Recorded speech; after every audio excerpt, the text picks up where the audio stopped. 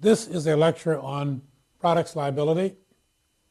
It is the introductory lecture, and in this lecture I'll explain to you how the general system works, and then there are lectures on the various parts of the system. In general, there are several theories of liability for a defective product. There are three major theories and three minor theories. The three major theories for liability for a defective product are negligence,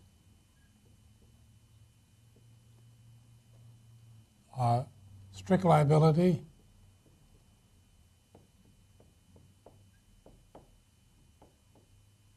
and breach of warranty.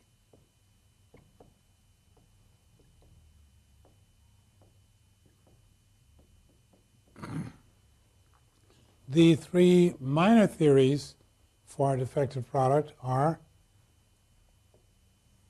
intent,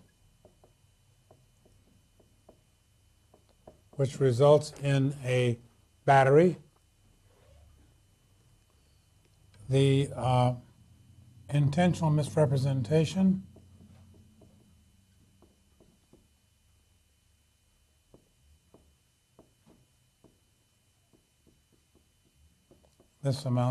this is fraud.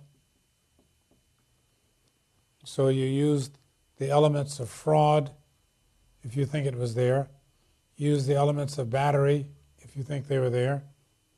And finally, the misrepresentation to the public.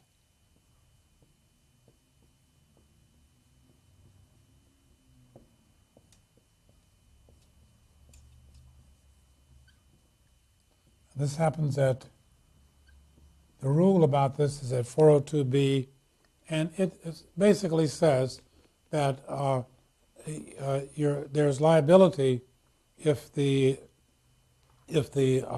manufacturer or whoever the seller is makes a misleading or misrepresentation to the public regarding the product.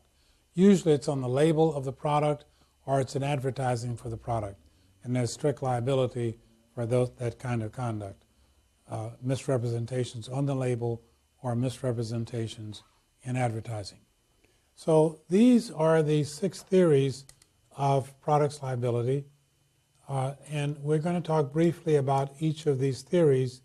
Then there's a separate lecture that goes into each of these in depth.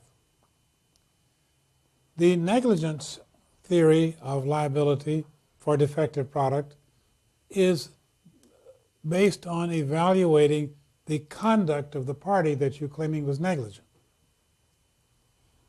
There are only 3 people involved here who may be liable for their negligence: the retailer, the wholesaler, the manufacturer. The retailer can be negligent in dealing with your product in really only 2 ways. They can be negligent in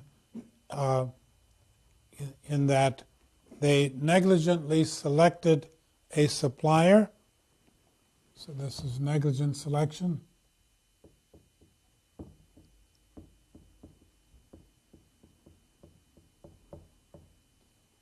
And this means that if they select a buyer for a product who makes shoddy goods, and they have reason to know that, like other people have complained, and the retailer continues to use this same supplier to make shoddy goods, they are liable. That's negligent conduct, and they will be liable in negligence for negligent selection of a supplier.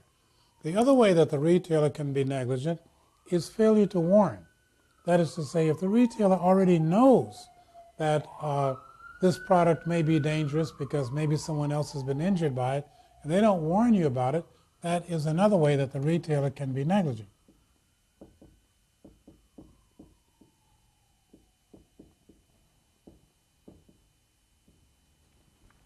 When you are evaluating the negligence of the retailer, you use the regular rules of negligence. Duty, the retailer owed a duty to the purchaser or whoever was suing. They owed a duty of due care. You show that the retailer breached the duty of due care, usually by one of these methods. Then you go through the usual causation, actual proximate causation, damages, and defenses, like any other negligent problem. The wholesaler, who is also in the commercial chain of distribution, really it's very difficult for the wholesaler to be negligent, and that affects the consumer in any way. Because usually the wholesaler just buys the goods in bulk and passes them on to the retailer. So that it's very difficult for the wholesaler to be negligent.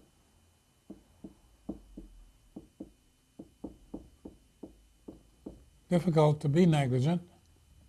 So you mention them, but you don't usually have a suit against the wholesaler.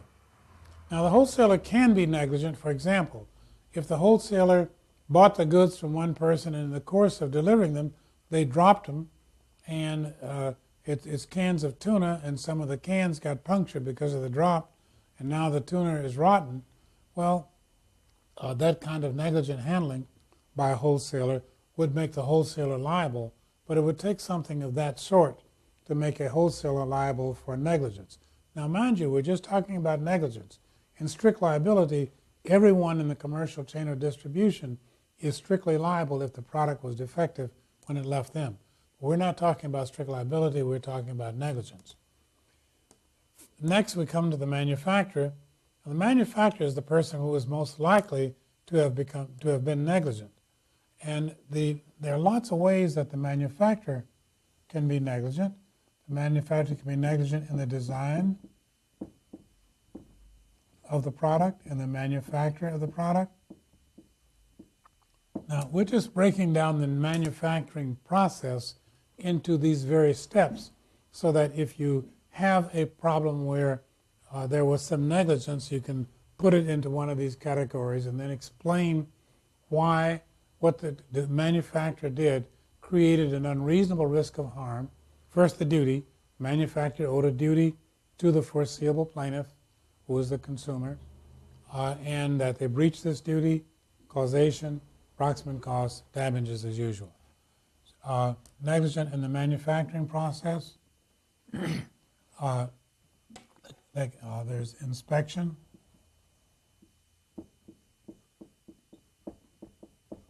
It can be negligent in the testing. It can be negligent in the shipping, in the packaging,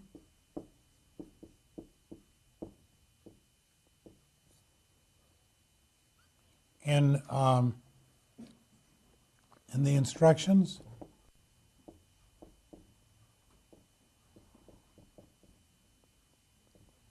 in the warning,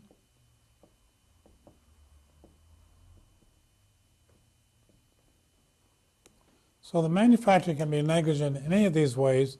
If you find some way where you believe the manufacturer was negligent in that regard, do the usual negligence analysis. That first of all, the manufacturer had a duty to the foreseeable plaintiff, who was either the consumer or somebody who was affected by the use of the product. That's a foreseeable plaintiff. If I buy a bicycle from a retailer, well, the manufacturer made the bike and they sold it to the wholesaler who sold it to the retailer.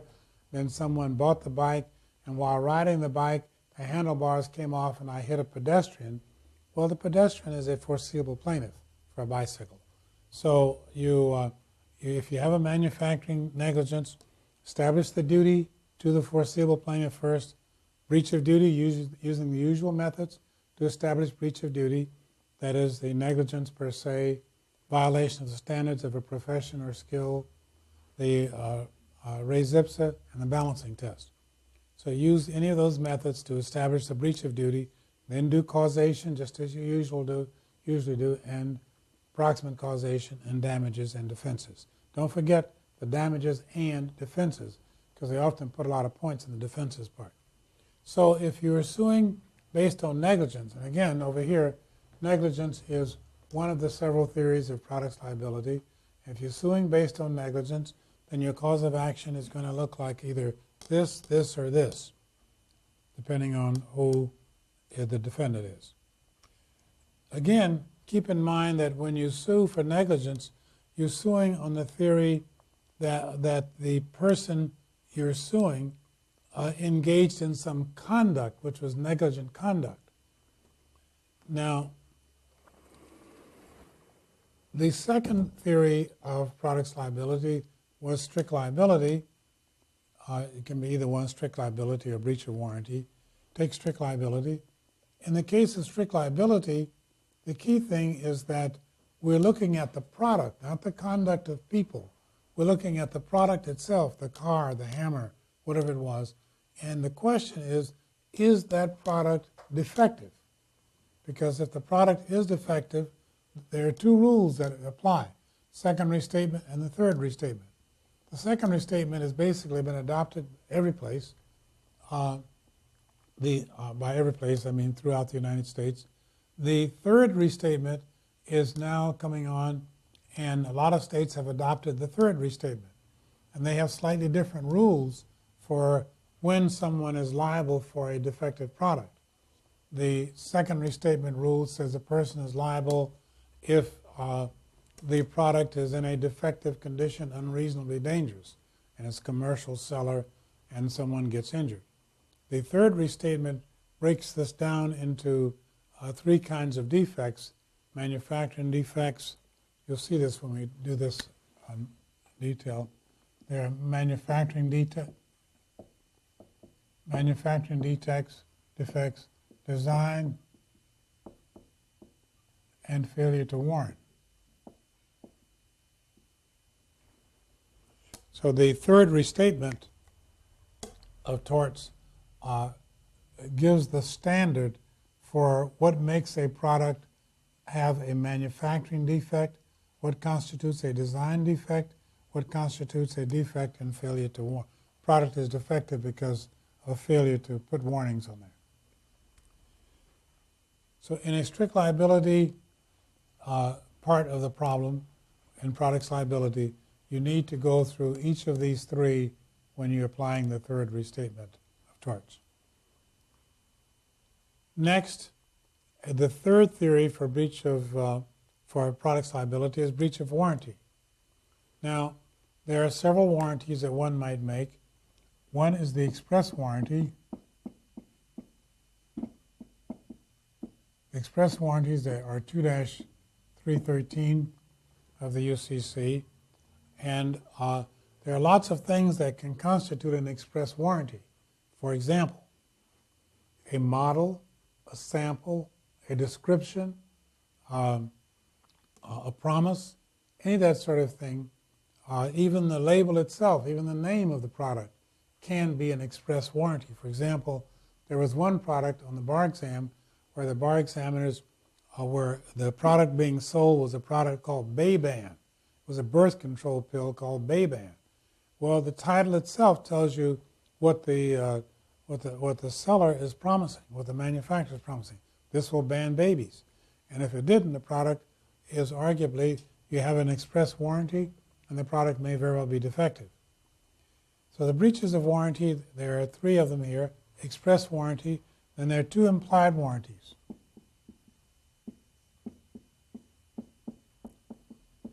There's an implied warranty at 2-314, and this is the warranty of merchantability.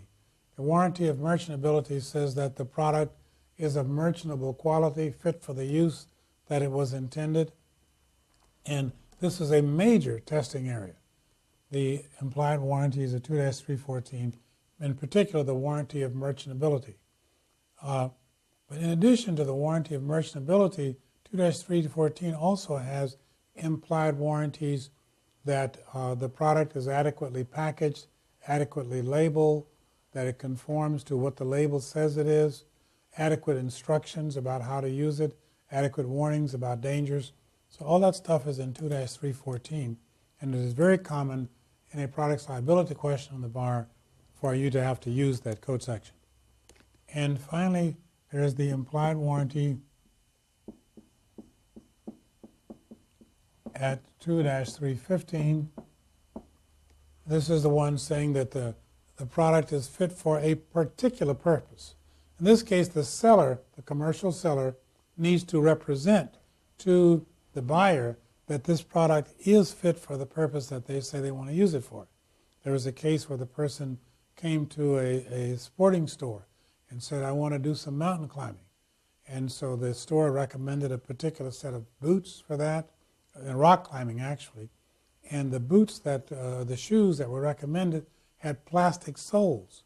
And so when this person went rock climbing in the mountains with plastic soles, of course he slipped and fell, and there was a lawsuit.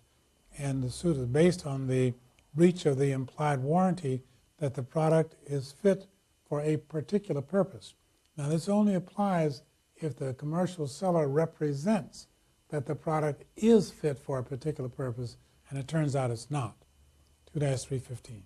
So in the case of breach of warranty, these are the three theories that need to be applied. And please notice that in breach of warranty, the suit is based on a promise. See, in strict liability, the suit is based on the product being defective. In breach of warranty, it's based on a promise that's been made. And in the case of negligence, it's based on conduct of the person, all three of those suits. Finally, we come to the privity problem. And the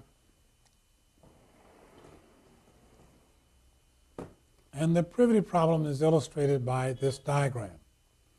Here we have the retailer, and an injured party was injured either by negligence of somebody in this. Here's a commercial chain of distribution: retailer, wholesaler, manufacturer, supplier of parts to the manufacturer. And if this person was injured by negligence, that's one case. Person may be injured by strict liability because the product is defective, and you use strict liability theory. May be injured because of breach of warranty, either one of the warranties, or either the implied warranty or the express warranty. Let's go through these one at a time. First of all, when someone is sued for negligence, this is a suit that is against whoever actually committed the negligence. That is to say, if the manufacturer was negligent, you can't sue the retailer for that negligence. If the retailer was negligent, you can't sue the manufacturer. You sue whoever was actually negligent. And so the injured party sues, the liability extends to any foreseeable plaintiff, and the person who is liable is whoever was negligent. Could be the retailer. For example, a retailer could be liable by failing to warn the customer, or by using a unreliable source. So the retailer can be negligent, in which case any foreseeable plaintiff can sue the retailer based on this negligence theory. But if you sue someone based on a negligence theory, what you get is the damages. You get damages for personal injury. You get the damages for any physical harm that occurred because of the negligence. And what some people would like to do is to also be able to collect for two other things. One is the damage to the very item that you bought. In other words, if I bought a car from you and the car was defective, somebody acted negligently in building the car, and let's suppose I got injured. Well, I can sue whoever was negligent in building the car, but suppose instead of me being I bought the car now, suppose instead of me being the person who was injured, suppose it was someone in my family who was driving the car. Suppose it was a friend who was driving the car. Suppose somebody stole the car and they were driving the car. So these people get further and further removed from me, and the rule is that if the person qualifies as a foreseeable plaintiff using regular negligence standards, then that person can sue for negligence, and the person they sue is the one who was actually negligent. Could be the retailer, could be the wholesaler, could be the manufacturer, could be the supplier of parts.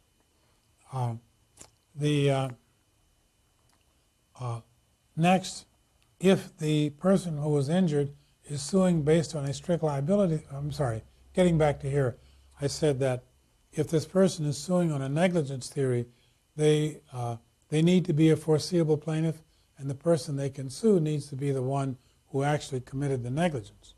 Now, So we know who can be sued, whoever did the negligence. We know who can sue them. Now, if we come to the second case I wanted to mention was, let's see, I was saying there were, yeah, one is where the person might be suing for I bought a car. Let's go back. I bought a car. I bought it from a manufacturer or somebody, and they were negligent, and I am suing for negligence. When I sue for negligence, besides the damage to my body, maybe damage to some property that was caused by the car, that I might sue to try to collect the damages to the car itself. And thirdly, I might sue to try to collect my economic loss. In other words, I can't use the car. I use it in my business. And I can't use it and I lost profits because of that. Now, so we're looking at different damages now. One is my personal injury. I can certainly collect that. Property damage that caused by the steering wheel broke and it ran into somebody's house, we can get that fixed. Okay. But how about injuries to the car itself? And secondly, my loss of profits from I intended to use the car. If you're suing in negligence, if you have pure loss of profits, that is without any physical personal injury or physical damage, I just have loss of profits. In other words, the car didn't work the way it was supposed to, it broke, and I lost profits. Well, you cannot collect that on a negligence theory. Okay, you use the UCC for a sale of goods and collect what you can based on that. So like in any negligence case, you cannot ordinarily collect pure economic loss. I'm driving across the Golden Gate Bridge. The person ahead of me was negligent. They caused a blockage of traffic for an hour, and now I want to sue for being late to work for an hour. That's a pure economic loss. No personal injury to me, no damage to my car. You cannot get that in a negligence action, as you know from having studied negligence. So if I sue for pure economic loss because of the defective car, I will not get it under negligence theory. However, if I am injured and I can't go to work because I'm injured, or if there's other physical injury, damage, then I can collect the loss of profits that are caused by that damage. You're damaged by the person damaged my building, and so I'm closing up shop. I can't produce my goods anymore for a while. They injured me personally. I'm in a hospital. I can't go to work. So if my damage, my personal injury or property damage, is connected to some other physical law, is connected to, pardon me, if my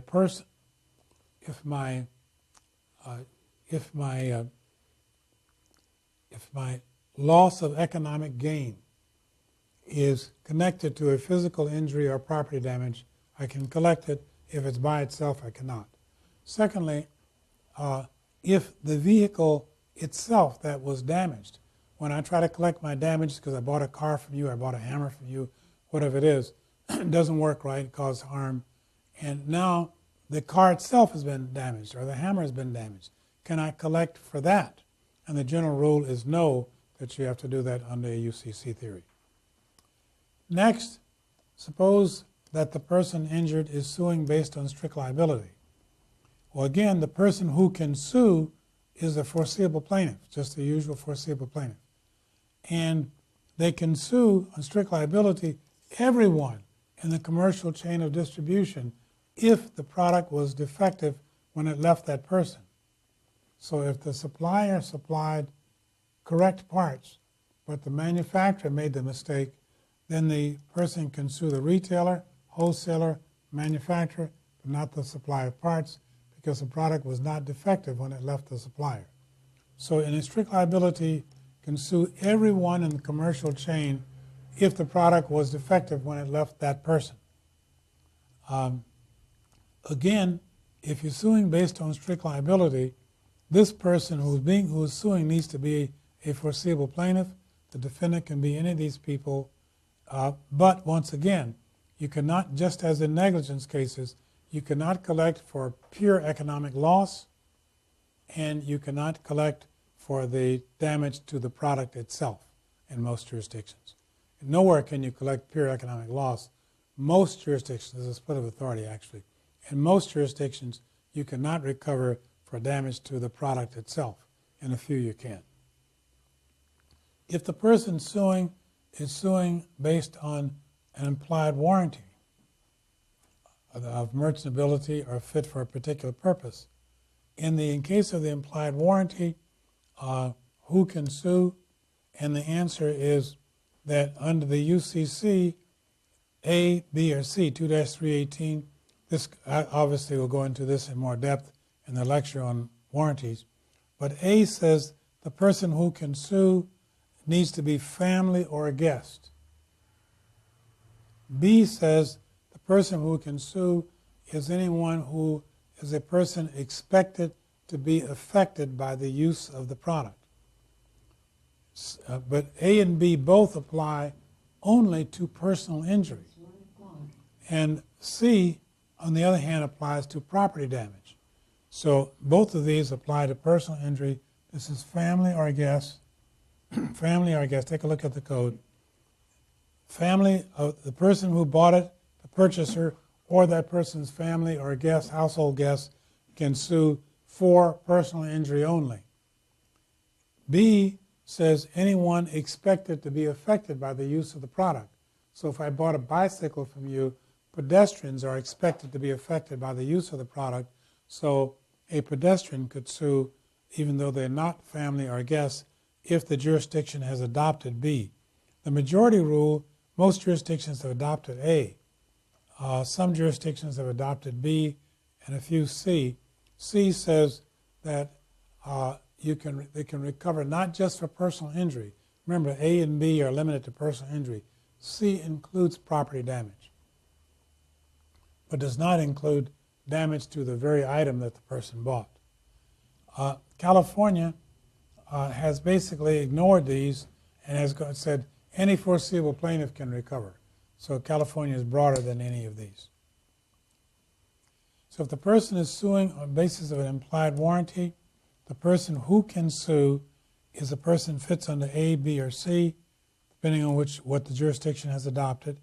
And in California, they just need to be a foreseeable plaintiff. So that's who can sue. Now, who can be sued? The person who can be sued, if it's an implied warranty, you can sue the person who made the implied warranty. The retailer made an implied warranty when the retailer sold to the customer, but the wholesaler and manufacturer also made implied warranties which they made when they sold to each other on the way down the chain of distribution. And the customer can sue any of these people who sold the product further up the chain. That is to say, you buy a car from a retail car dealer and there's a breach of implied warranty, you can sue the retailer, you can sue the wholesaler, you can sue the manufacturer because they all made the implied warranty and this person can sue on it. Now, if the suit is based on intangible injuries, so that I'm trying to get my lost profits, and that's all I'm trying to get, well, that really, you normally can't get that for suits for strict liability. You can't get your pure lost profits, and for negligence, you cannot get your pure economic harm. But in the warranty cases, we're looking more at contract law, although warranty is a mixture of the two, and under contract law, you can collect for damages which were foreseeable at the time the contract was formed, and if you made some unusual damage foreseeable, if you made under Hadley versus Baxendale, if you did enough so that the other party understood you were going to suffer this damage if there was a breach, then you can collect that damage. So Hadley versus Baxendale applies to these pure economic losses here. And these pure economic losses, you might be able to recover those. If you have pure economic loss, like loss of profits, you might be able to recover that from the retailer if the retailer understood that you would suffer this damage if the product was defective. But these special damages, these are specialized or consequential or Hadley versus Baxendale damages. The people further up, the wholesaler and the manufacturer, would have no way of knowing about the special circumstances of the customer who says, I'm going to have a unique type of injury if the product doesn't work right. So the implied warranty, you can usually sue the retailer if Hadley versus Baxendale will let you, but you cannot go further up because these people had no idea of the nature of the use that the customer was going to make, and therefore they would be therefore they're not liable for any harm that comes from that use that they know nothing about. In other words, these specialized or consequential damages, you cannot sue up the line for those, but you can sue up the line for ordinary damages for breach of warranty, damage to persons, damage to property. Finally comes the case of the express warranty. And no matter where you are in this chain, if you make an express warranty, it's assumed that it was intended to the recipient. You advertised, for example, an express warranty, or you put it on the label. So an express warranty, whoever the message was intended for, that's a person to whom the warranty was made. And whoever the warranties was made to, that's a person who can sue. And so this person can sue certainly the retailer based on an express warranty, and will probably be able to sue further up based on the express warranty. But even with the express warranty, they still cannot sue for consequential damages because the people further up the line would have no reason to know of this particular use and particular injury that the person is going to receive. So that brings us, that is what this products liability area is all about. It is, first of all, there are several theories of liability for a defective product. The three major theories are negligence, strict liability, breach of warranty. The three minor theories are intent, battery, use the regular rules of battery, intentional misrepresentation, that's fraud, use the regular rules of fraud, and misrepresentation to the public, that is someone who labels or advertises a product and misrepresents in the process, is strictly liable under 402B. So the three theories then that we have real work to do are negligence, strict liability, and breach of warranty. As to the negligence claims, the three people who can be negligent are the retailer, wholesaler, and manufacturer. The retailer can only be negligent by negligent selection or failure to warn. The wholesaler, it's hard to find a situation where the wholesaler was negligent and it affected the consumer, but you could. And finally, the manufacturer is engaged in a whole host of activities and could be negligent in any of those activities, including design, manufacturing, inspection, and so forth. The strict liabilities are next theory, and the rules for strict liability, there are rules in the second restatement, rules in the third restatement. You should do them both on the exam because the third restatement has been adopted by a lot of states now and is growing rapidly. The third theory, breach of warranty, three kinds of warranty: express warranty, implied that the product is merchantable, implied that the product is fit for a particular purpose. And one can sue for breaches of those, but there's a privity problem with these warranty cases. And in negligence, we don't have a privity problem. You sue whoever was negligent, and the foreseeable plaintiff can sue. Strict liability, the foreseeable plaintiff can sue. The damages you get here are just like other negligence and strict liability cases where you cannot get pure economic harm. In the case of breach of warranty, you can get personal injury if the jurisdiction has adopted A or B. To guests, A says guests, the purchaser or the purchaser's family or household guest, they can sue. B, anyone expected to be affected by the use of the product can sue, but A and B both apply to personal injury only. C applies to property damage also. So these are the people who can sue. Who can you sue? You can sue the retailer who made the implied promise, wholesaler or manufacturer, any of those people. If you're suing for consequential damages, then you can only sue the retailer, because the people further up the line would not have been foreseeable to them that your consequential damages would occur. And finally, if you're suing on the basis of an express warranty, the person made an express warranty wherever they are in the chain, that whoever the warranty was intended for, if that person gets injured, that's who can sue.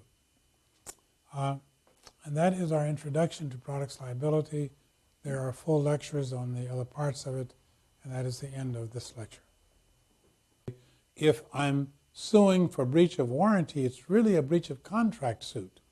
And that's a little, again, some of the certain aspects of it, however, involve torts. You get tort damages for it. So that's why the mix-up. Let's go ahead.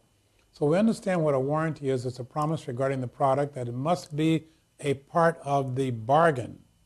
When you bought the goods, the promise that they would work a certain way was a part of the bargain, in which case you can then sue. Now, as I was mentioning to you, these warranty claims have certain contract actions and certain tort actions. The reason there's some contract features and some tort features is because the breach of the warranty action was for a long time looked at as a misrepresentation. That is to say, I told you the product was going to work a certain way, and it didn't. And so that is a breach of my promise, but it can also be looked at as a misrepresentation, where when I told you it would work a certain way, I knew it wouldn't. And so if you look at it as a misrepresentation, you see you've got a tort. If you look at it as just a breach of a promise made in good faith regarding the product, then it's really a contract suit. And so you end up with this kind of a lawsuit that's sometimes treated like contract and sometimes like torts. And so you need to know, for bar purposes, that in a warranty suit, it has contract aspects in that it's a contract statute of limitations. Contract statute of limitations for the UCC is 4 years. Whereas if you treat this under tort law, it'll often be 2 or 3 years. Secondly, the damages that you can get for breach of contract include they include consequential damages. That is, the damages which were. Let's back up for a second. When there's a breach of contract, you get the standard measure of damages. That is, those that people would ordinarily foresee for this type of breach of this type of contract. But if you make some unusual damages foreseeable by telling the other party, if you breach the contract, here are some unusual things that are going to happen to me, and I expect you to pay for it if you breach. So they can set their price accordingly. And so when you are negotiating a contract, and the damages you can get for breach are the damages that one would ordinarily foresee, but if you make some unusual damages foreseeable, you can get those also. Those unusual damages that you have to make foreseeable are called Hadley versus Baxendale damages, or they're called consequential damages, and they're called special damages. And what you need to know here is that when you sue for a breach of warranty, that you can get, you treat this like a contract suit for these purposes, so you can get the Hadley versus Baxendale or the so-called consequential or special damages, provided those damages were foreseeable. You make them foreseeable when the contract was formed. For example, I am buying a tomato washer from you as a farmer. This is a real case. And you tell me that this tomato washer will do a certain number of tomatoes per hour. And mind you, if you can't wash that many per hour, I'm better off hiring some labor to do it. But you tell me it will do a certain number of tomatoes per hour. And it turns out it won't do that many tomatoes per hour. Well, that's a situation where you understood that if it didn't do what you said it was going to do, I would be economically damaged, and the only reason I'm buying it from you is to reduce my cost. If you increase my cost, I expect you to pay for it. And so that's a case where you might be able to get loss of profits because that was part of the bargain. It was foreseeable when the contract was formed. You can get that if you treat it as a contract suit for purposes of these damages. But these warranty suits are also treated as tort claims in that they are, first of all, there are reduced privity requirements. In a contract suit, if I'm going to sue you, I need to have made a contract with you. And if someone in my family or my spouse is going to sue you about that same contract, you have the argument that that person didn't make a contract with you. And so we need to deal with this privity issue and how much contractual relationship do you have to have in order to be able to bring the suit for breach of warranty. And that privity requirement has been reduced over the years, and as you will see, that it's eliminated for some purposes. And likewise, the notice requirements that happen in warranty suits, that is to say, I can put in my contract that if my product doesn't work the way I said it would, that you will notify me and therefore give me a chance to fix it or something, or you'll notify me within a certain time after you discover that it doesn't work that way. That's a notice requirement. And that notice requirement has been substantially reduced in the sense that there are lots of situations where you don't have to give the notice anymore. For example, I buy a car from you. You tell me if the car doesn't work the way you said it would, give you notice within 30 days so you can do something about it. Or, well, the car didn't work the way it's supposed to and I wasn't the one driving. Somebody in my family was driving the car. They don't even know about your notice requirement, or some friend was driving it. They have no idea about this notice requirement. And so it's been abandoned in those cases.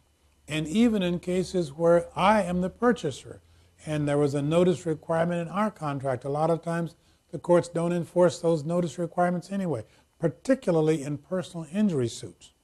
So the notice requirements have been reduced.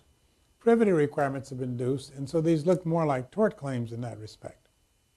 Now, with that in mind, let's now talk about some of these promises that people make that they then later sue on, these warranties. First, there are express warranties and there are implied warranties. Warranties where the person's got to say, in effect, I'm promising this, and other warranties where the law says, if you sell this goods, you are making the following promises, whether you intended to or not. Express warranties. These are found at UCC 2-313. And an express promise can come in a lot of forms. It can be an affirmation of fact. It can be a promise that the person made, that the product will work a certain way. It can be a model. It can be a sample. It can be a mere description of the product. All these things, affirmations, promises, models, samples, description, all these things qualify as express warranties. You can put a tag on the refrigerator and say, you know, this refrigerator works a certain way. That will be an express warranty. The express warranty can even be the name of the product. There was a product called Bayban that was a birth control pill.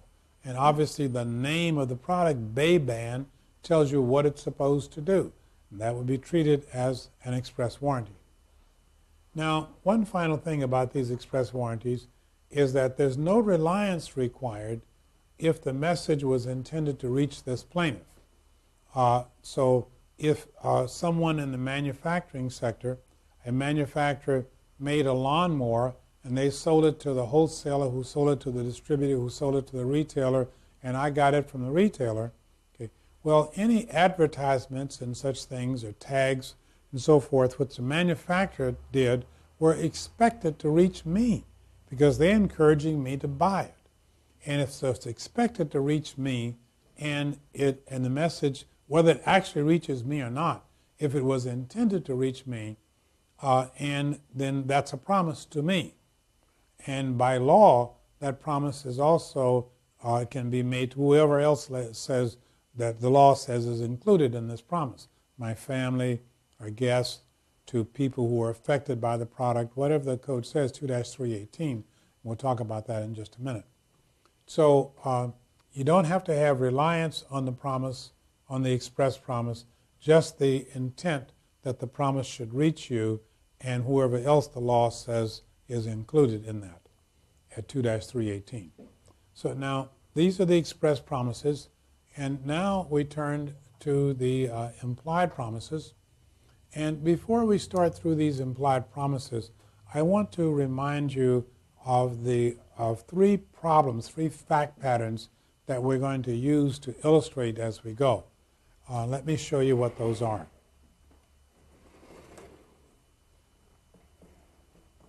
We haven't needed these fact patterns yet, but we'll need them coming up. One fact pattern is from the February 02 California bar exam. One is from the February 97, and one from the February 06. In the February 02, when this was part of the reading assignment, you recall that this was a case where a doctor prescribed some allergy medicine to someone and the person went blind in one eye because of that and they're losing sight in the other eye. And the question is the doctor liable for this product? Is this a defective product, an allergy medicine that caused blindness? The doctor did not warn this patient about it, and they're going to end up being liable for that. February 97 is the case where the plaintiff bought a lawnmower, and lawnmower had a number of problems, but one of them is that the kill switch was down here, where near the blades that were rotating, close to the blades, so your foot was in danger when you tried to turn it off with that switch. That's the lawnmower problem from February 97. And finally, there's a car problem from February 06. This is a case where the maker of the car, called Auto Inc., and the child is called Coley, Choli, I'm not sure how you pronounce it, but a child named Coley was sitting in the passenger seat and was injured when the car had an accident and the airbags went off. Now, the builder, Auto Inc., knew that it had a choice of either that these airbags sometimes hurt children when they go off. And they could either put in a switch so the airbag was turned off when children were there. Problem with that, of course, that the driver might forget to turn it back on. And then they could put a sensor in the seat. So if the person in the seat weighed less than a certain amount, then the airbag would not go off. It would cost them $5 per car to put the switch in. It would cost $900 per car to put in the sensor. And furthermore, the sensor was relatively new, and they weren't sure that it would work all the time, whereas the switch, of course, you can make work. So we have the child in the car with the airbags, we have the lawnmower switch, and we have the allergy medicine. And we'll use those examples to illustrate as we go along. Now, getting back to our problem, there were no express promises made in either of those cases, so we don't have express warranties. Where there is no affirmation of fact, promise, model, sample, description, none of that happened with any of those three problems. So we do not have express warranties. But now we come to the implied warranties. Now, there are two kinds of implied warranties. These are implied by law, and these two warranties are at 2-314, which is the warranty of merchantability, and 2-315, where there's a warranty that the product is fit for the particular purpose for which it was intended. Let's go to 2-314. First of all, if you look at 2-314, you see there are lots of implied warranties. But the ones which are most testable are listed on the board. Please take a look at 2-314 itself. And you see one of the warranties that the product is fit for the intended purpose.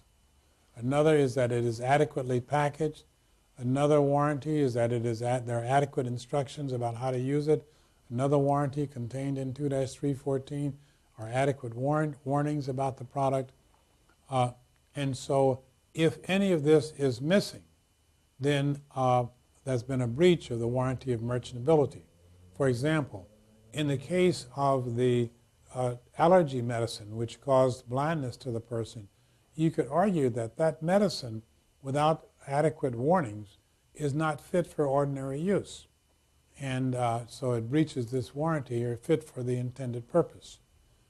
You can argue that a lawnmower with a kill switch that's that close to the rotating blades, where you got to put your foot that close to the blades to turn it off, is not fit for ordinary use, not fit for the intended purpose.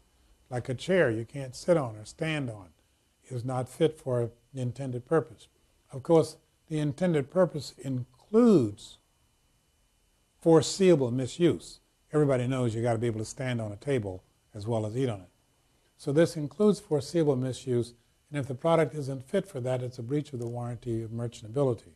In the case of the car, you could argue that a car, that children use cars all the time, it's foreseeable there'd be a child in the car, and that if the airbag going off is going to injure the child, that this car is not fit for the intended purpose, and therefore putting the car out there is a breach of the implied warranty of merchantability. 2-315 is the warranty that the product is fit for a particular purpose, not the general purpose. Cars are generally used to go places, and lawnmowers to cut lawns and so forth. And so if a product is going to be used in some unusual way that is not for its normal use, and you represent that it is fit for that purpose, that's a breach of this warranty 2-315, fit for a particular purpose. The classical example of this was the person who bought some shoes to go mountain climbing, rock climbing in fact, and the person at the sports goods store selected the plastic shoes representing to him that these are appropriate for rock climbing. Well, plastic shoes are not. The person slipped and fell, and there was a lawsuit. And the outcome of the suit is that there was a breach of warranty at 2-315, the warranty that these plastic shoes were fit for that particular purpose when they were not. Now, please notice that the promise can be implicit, and it's still okay. In other words, the store clerk doesn't have to say to you, I represent to you that these plastic shoes are fit for rock climbing. They don't need to say that. If you go to the store and you say, I want some shoes for going rock climbing, and I want some shoes that are appropriate for that, and the person says, oh, well, here they are. Okay, that's probably enough. So it's a little bit implicit, but it still works. So the warranty of merchantability could have been used for each of the three examples we have, the allergy, the car, and the lawnmower. And the inadequate instructions and warnings could have been used for perhaps all three of them also. Next, so we've covered the express warranties at 2-313, the implied warranties at 2-314, and now comes the privity problem. The privity problem, the vertical privity, that is to say, let's be sure we're clear. There's a retailer and there's a bunch of people in the commercial chain. This privity problem is covered in detail in the introduction to products liability. You might take a look at that. But to summarize it, if we start with the retailer, there are people above the retailer in the chain of commercial distribution. And then from the retailer out, horizontal connection, there's me if I bought it, and there may be my friends who are using it, or my family who is using it. And even though nobody else is using it, if I bought a bicycle from you and I'm riding it in the park and the handlebars come off and I hit somebody, well, how about that person? They're not family, they're not guests, they didn't buy it. Can they still recover on a warranty theory? And so that we get, that's the horizontal privity problem. We get further and further away from the person who bought it from the retailer, and horizontally, and vertically the people further up the chain. In the case of privity, as you recall from the previous lecture, that the vertical privity, it really is not a problem anymore. That people who are up the chain of distribution, if they make an express warranty, that express warranty is that express warranty is addressed to whoever they intended to receive the message. So you don't really have a vertical privity problem. However, you do have a vertical privity problem if you're going to try to make the person further up the chain of distribution.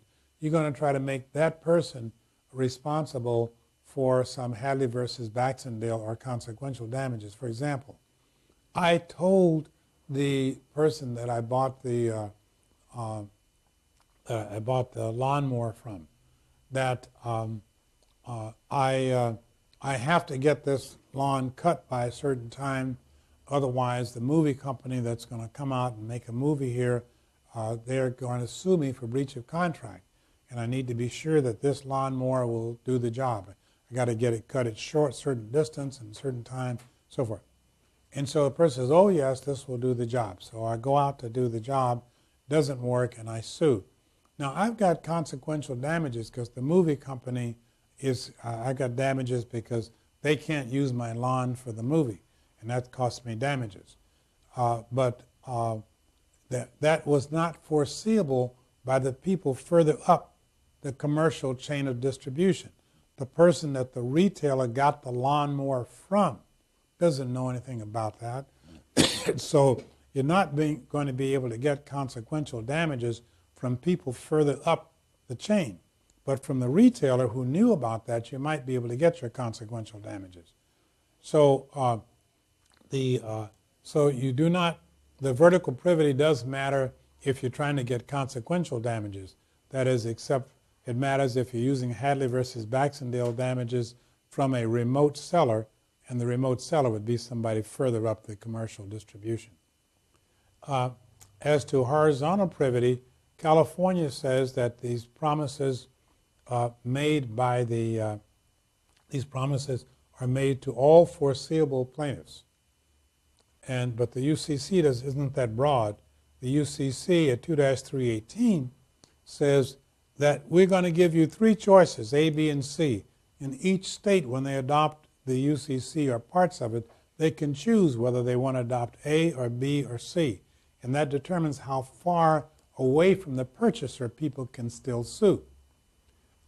If you adopt A says that, now I'm the purchaser, okay, I'm the purchaser, but A says that I can sue for personal injury only, not property damage. I can sue for personal injury only, and that not only can I sue, but my family and guests can also sue, household guests can also sue, just as though they bought it. The way this is handled under 2-318A is it makes family and guests third-party beneficiaries of the warranty promise. And so whatever promises I have that the seller made to me, my family or guests are third-party beneficiaries of that promise, so they are in privity and they can sue also. If the jurisdiction adopts B, it's still for personal injury only, excluding property damage, but the person that I hit in the park with the bicycle, who's a person expected to be affected by the use of the product. Now this is broader than family or guests, but if the jurisdiction has adopted B, then they can still sue. The majority of jurisdictions have adopted either A or B. A few jurisdictions have adopted C, and C is just like B, except it includes property damage, not just personal injury. So this determines the horizontal privity, and the vertical privity, again, if it is an express warranty, then anybody who was expected to receive the warranty can sue. On the other hand, if it is an implied warranty, then the implied warranty will apply to the whoever up the vertical chain, the manufacturer, whoever it is making these implied promises to not only the ultimate purchaser, but also whoever 2-318 says they're making it to the A, B, or C people. And so if a person up the chain of distribution made an implied promise that the car was fit for ordinary use, and it wasn't, then family or guests can sue under the A choice. Expected, affected people can be sued under the B choice, can sue under the B choice, and under the C choice you can get property damage also. Now here's an interesting, kind of an odd situation. consider the case where I am the manufacturer and I sell the car, put it into the chain of distribution, and now the retailer gets the car and they sell the car to you. Now, obviously, if there's an implied warranty, there is implied warranty. And obviously, you can sue me for breach of the implied warranty. But suppose you sell the car to Frank, and now Frank is injured by something wrong with the car, because I claim the car was fit for ordinary use, and there's something wrong so that it caught fire and burned later, and so you got out of it uninjured, but the car was destroyed. And so now the car has been destroyed, and you want to sue the retailer that I bought the car from, or people further up the chain of distribution. Well, if you go up to the manufacturer made a promise that this car was fit for ordinary use. And you're saying it wasn't, because through no fault of your own it caught fire and burned. And so now you say the car wasn't fit, so you want to recover. Can you recover for the car itself? And the answer is, under negligence, no. Under strict liability, no. And finally, under breach of warranty, no. You can't, unless maybe where property damage is included, a few states might let you collect, not you, but you sold it to Frank, might let Frank collect. And Frank is one step removed from you. You bought it. And your family or guests can obviously, your family or guests can sue. You can sue. Your family or guests can sue. If the car hit somebody else when it caught fire, under C, they could sue for property damage. But can you sue can Frank sue for the damage to, let me back up for a second. If you still own the car and you tried to sue for damage to the car, that's damage to the purchased item itself, and you cannot collect that under A, B, and probably not under C. A few jurisdictions have adopted C. They're saying that in that case you have to go to the UCC for the goods that you bought, that these goods were not what they were promised to you, and you may want to get your money back or whatever, but that's not under a products defect theory. So that takes care of the implied warranties of 2-314, merchantability, 315, fit for a particular purpose. The privity problem, there basically is no vertical privity problem. There is a horizontal privity problem. It's solved in these two ways. California says all foreseeable plaintiffs can sue. UCC says either A can sue, or the B people can sue, or the C people can sue. Now, going next to defenses to breach of warranty. First of all, if you can defeat the basic contract, I bought the car from you and the car was defective. Well, if you can defeat the basic contract, that might defeat your warranty claims. In other words, if the person sold you, if you acquired the car from X and the contract is void because of fraud, so now that the contract is void because of fraud, let's suppose the car was defective and you got injured. So can you sue for a breach of that warranty, that the car was fit for the purpose intended? Can you sue for breach of that warranty if you committed fraud in acquiring the car? And, you know, it looks like the whole contract ought to be void. And indeed, you could make that argument that you maybe couldn't sue for breach of warranty. But the people riding in the car with you don't know anything about that warranty issue, and they probably ought to be able to sue. So this has never been tested, but probably if you can defeat the basic contract, you got some kind of claim, not quite sure what, but that's never been tested. Next defense to these warranty suits are disclaimers. Personal injury, the disclaimers are not effective for personal injury. You can understand that, public policy. The disclaimers to express warranties must be very conspicuous, large, bold type, saying that that there are no express warranties. The implied warranties can be disclaimed also, and but if you put any kind of a warranty, in other words, if you disclaim all things, you disclaim express warranties, you say at the time of purchase there are no express warranties, there are no implied warranties. Okay, and if you don't have an adhesion contract, then that will be effective. But the rule goes further, and it's right here on the board, and it says if you provide any type of written warranty that is in place of the express or implied warranty, if you give any kind of a written warranty, then you cannot disclaim any of the implied warranties. That's important. Finally, the defenses to these warranty actions: if you can defeat the basic contract, you might have some kind of claim. Never been tested. I think that's complicated. Disclaimers are possible defenses, not effective for personal injury. Disclaimers, if you're going to disclaim the implied warranties, you need to do it in bold writing. If you're going to say there are no express warranties, that needs to be in bold writing. And finally, if it's as is, that's a disclaimer. That needs to be bold. And finally, if you give any written warranties of any kind, then you cannot disclaim any of the implied warranties. And the final defense, besides defeating the basic contract and disclaimers, are limitations on remedies. These are sometimes put into the contract. A limitation that the seller is not liable for personal injury is unconscionable, unenforceable. However, they can require notice. They can put in the contract that if anyone is injured as a result of a defect in this product, that you need to give us notice within 30 days of the injury, for example. And what happens is that you can see how that notice can be a problem. People get injured, they're in the hospital for 2 months, and how are they going to notify the owner while they're still in the hospital, maybe unconscious?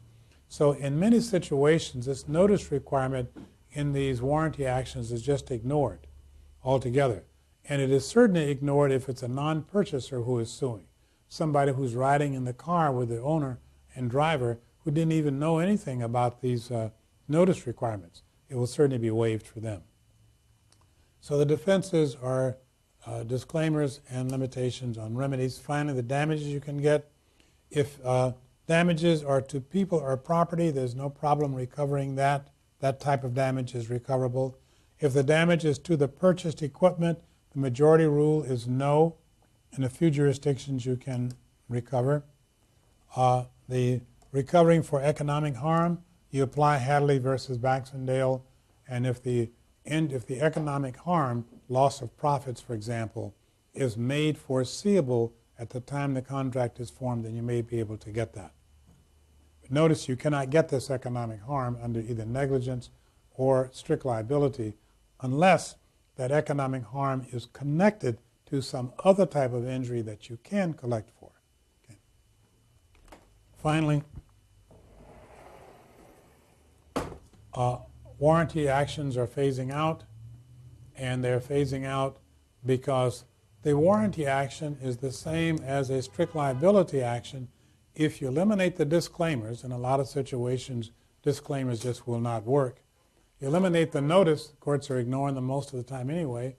You eliminate the limitations on damages, then it's really just a strict liability suit all over again.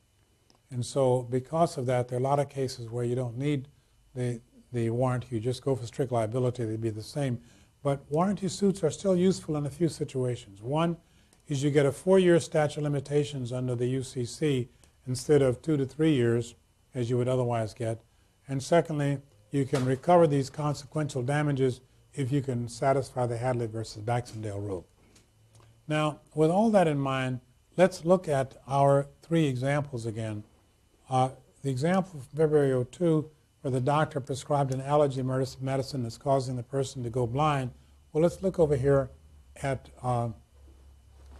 the implied warranties. The implied warranties in the allergy case would be that it is fit for the intended purpose, you have a good argument that it's not. Needed warnings and instructions, certainly warnings, didn't get any.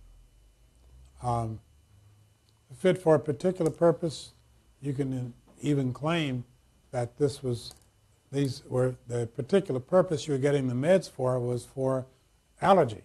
It wasn't fit for that particular purpose. You do not, in the case of allergies, you do not have the privity problem because there's no vertical privity problem, and the purchaser of the allergy medicine, well, actually the doctor prescribed the medicine, the person bought it from the pharmacy, and so the person who bought it from the pharmacy is way down in the chain of distribution. They can sue the manufacturer for the implied or express promises, but they cannot. They can sue but you don't have. My point is that you don't have a vertical privity problem because the person who took the allergy medicine can sue up the chain, and you don't have a horizontal problem because it is the purchaser who is suing. Now let's look secondly at the lawnmower problem. In the lawnmower problem, you claim that there was a breach of implied warranty because it wasn't fit for the intended purpose, because it needed adequate warnings, instructions, and they were not adequate. There are other things wrong in the lawnmower problem. When you see it, you'll see lots of other stuff, but we're just talking about the warranties for now. In the car problem, February 06 car problem, where the child was injured, you'd say the car wasn't fit for the intended purpose, and it needed instructions and warnings, and there weren't any. There was no vertical privity problem because the manufacturer is presumed to have made this promise, but they made the promise all the way down, and then when the retailer sold it to the parent who bought the car, Oscar was his name. Oscar was the owner, and the child named Choli, well, the child named Choli is a member of the family or guest, and she's suing for personal injury. So the majority of jurisdictions have adopted A, and therefore, under the UCC implied warranty of merchantability, the child will be able to sue because the child is in horizontal privity, because the child is family or guest with Oscar. So that's how you would apply the breach of warranties to all three of these problems. Remember that the breach of warranty basically involves these parts of the problem. First of all, keep in mind what a warranty is. It's a promise regarding the product, has some contract aspects, has some tort aspects. If it's an express promise, any of these things, affirmations, promises, samples, models, description, all that stuff fits as an express warranty. Any of those things qualify as an express warranty. Then if you look over here at the implied warranties, the ones that are most important out of 2-314 are the warranty that the product is fit for the intended purpose or fit for ordinary use, that it's adequately packaged, adequate instructions, adequate warnings, and so if any of that has been breached, that's a breach of warranty. 2-315, fit for a particular purpose. Then there's the privity problem. We basically do not have a vertical privity problem except in these consequential damages cases because people further up the chain of distribution don't know about the consequential damages. So you won't be able to get that from the people further up the chain. Otherwise, vertical privity is kind of ignored. Everybody assumes it's there. And horizontal privity, California says anybody who's foreseeable can be affected, can sue. Other jurisdictions have adopted A, B, or C. That takes care of the privity problem. And then the defenses to a warranty problem are the disclaimers. They don't work for personal injury. They must be conspicuous if you put a disclaimer on the product. And if you disclaim if you give any kind of a written warranty, then you cannot disclaim the implied warranties. The way that would come up on an examination is that the person would give a written warranty, and they won't say we aren't giving any implied warranties any express warranties, because if they don't give any express warranties, they just don't have any. But the person then will might say, I am disclaiming I am disclaiming all the implied warranties, and instead I'm giving you this warranty. Well, that's exactly what the code was designed to not allow. So if you give them any kind of a written warranty, all the implied warranties still apply. Finally, next, there are limitations on remedies that can be put in your contract. Personal injury limitations are unconscionable and void. Requirements of notice are often ignored, certainly will be ignored in the case of a non-purchaser who is suing.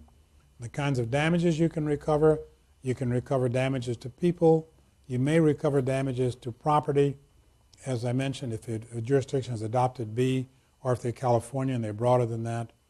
The damage to the equipment itself, majority rule is no, you cannot recover that under a products liability theory. And finally, you can recover the economic harm if it was foreseeable when the contract was formed, you made it foreseeable, or if the economic harm is attached to some of the physical or personal injury, you can also recover that. And that is the end of this lecture.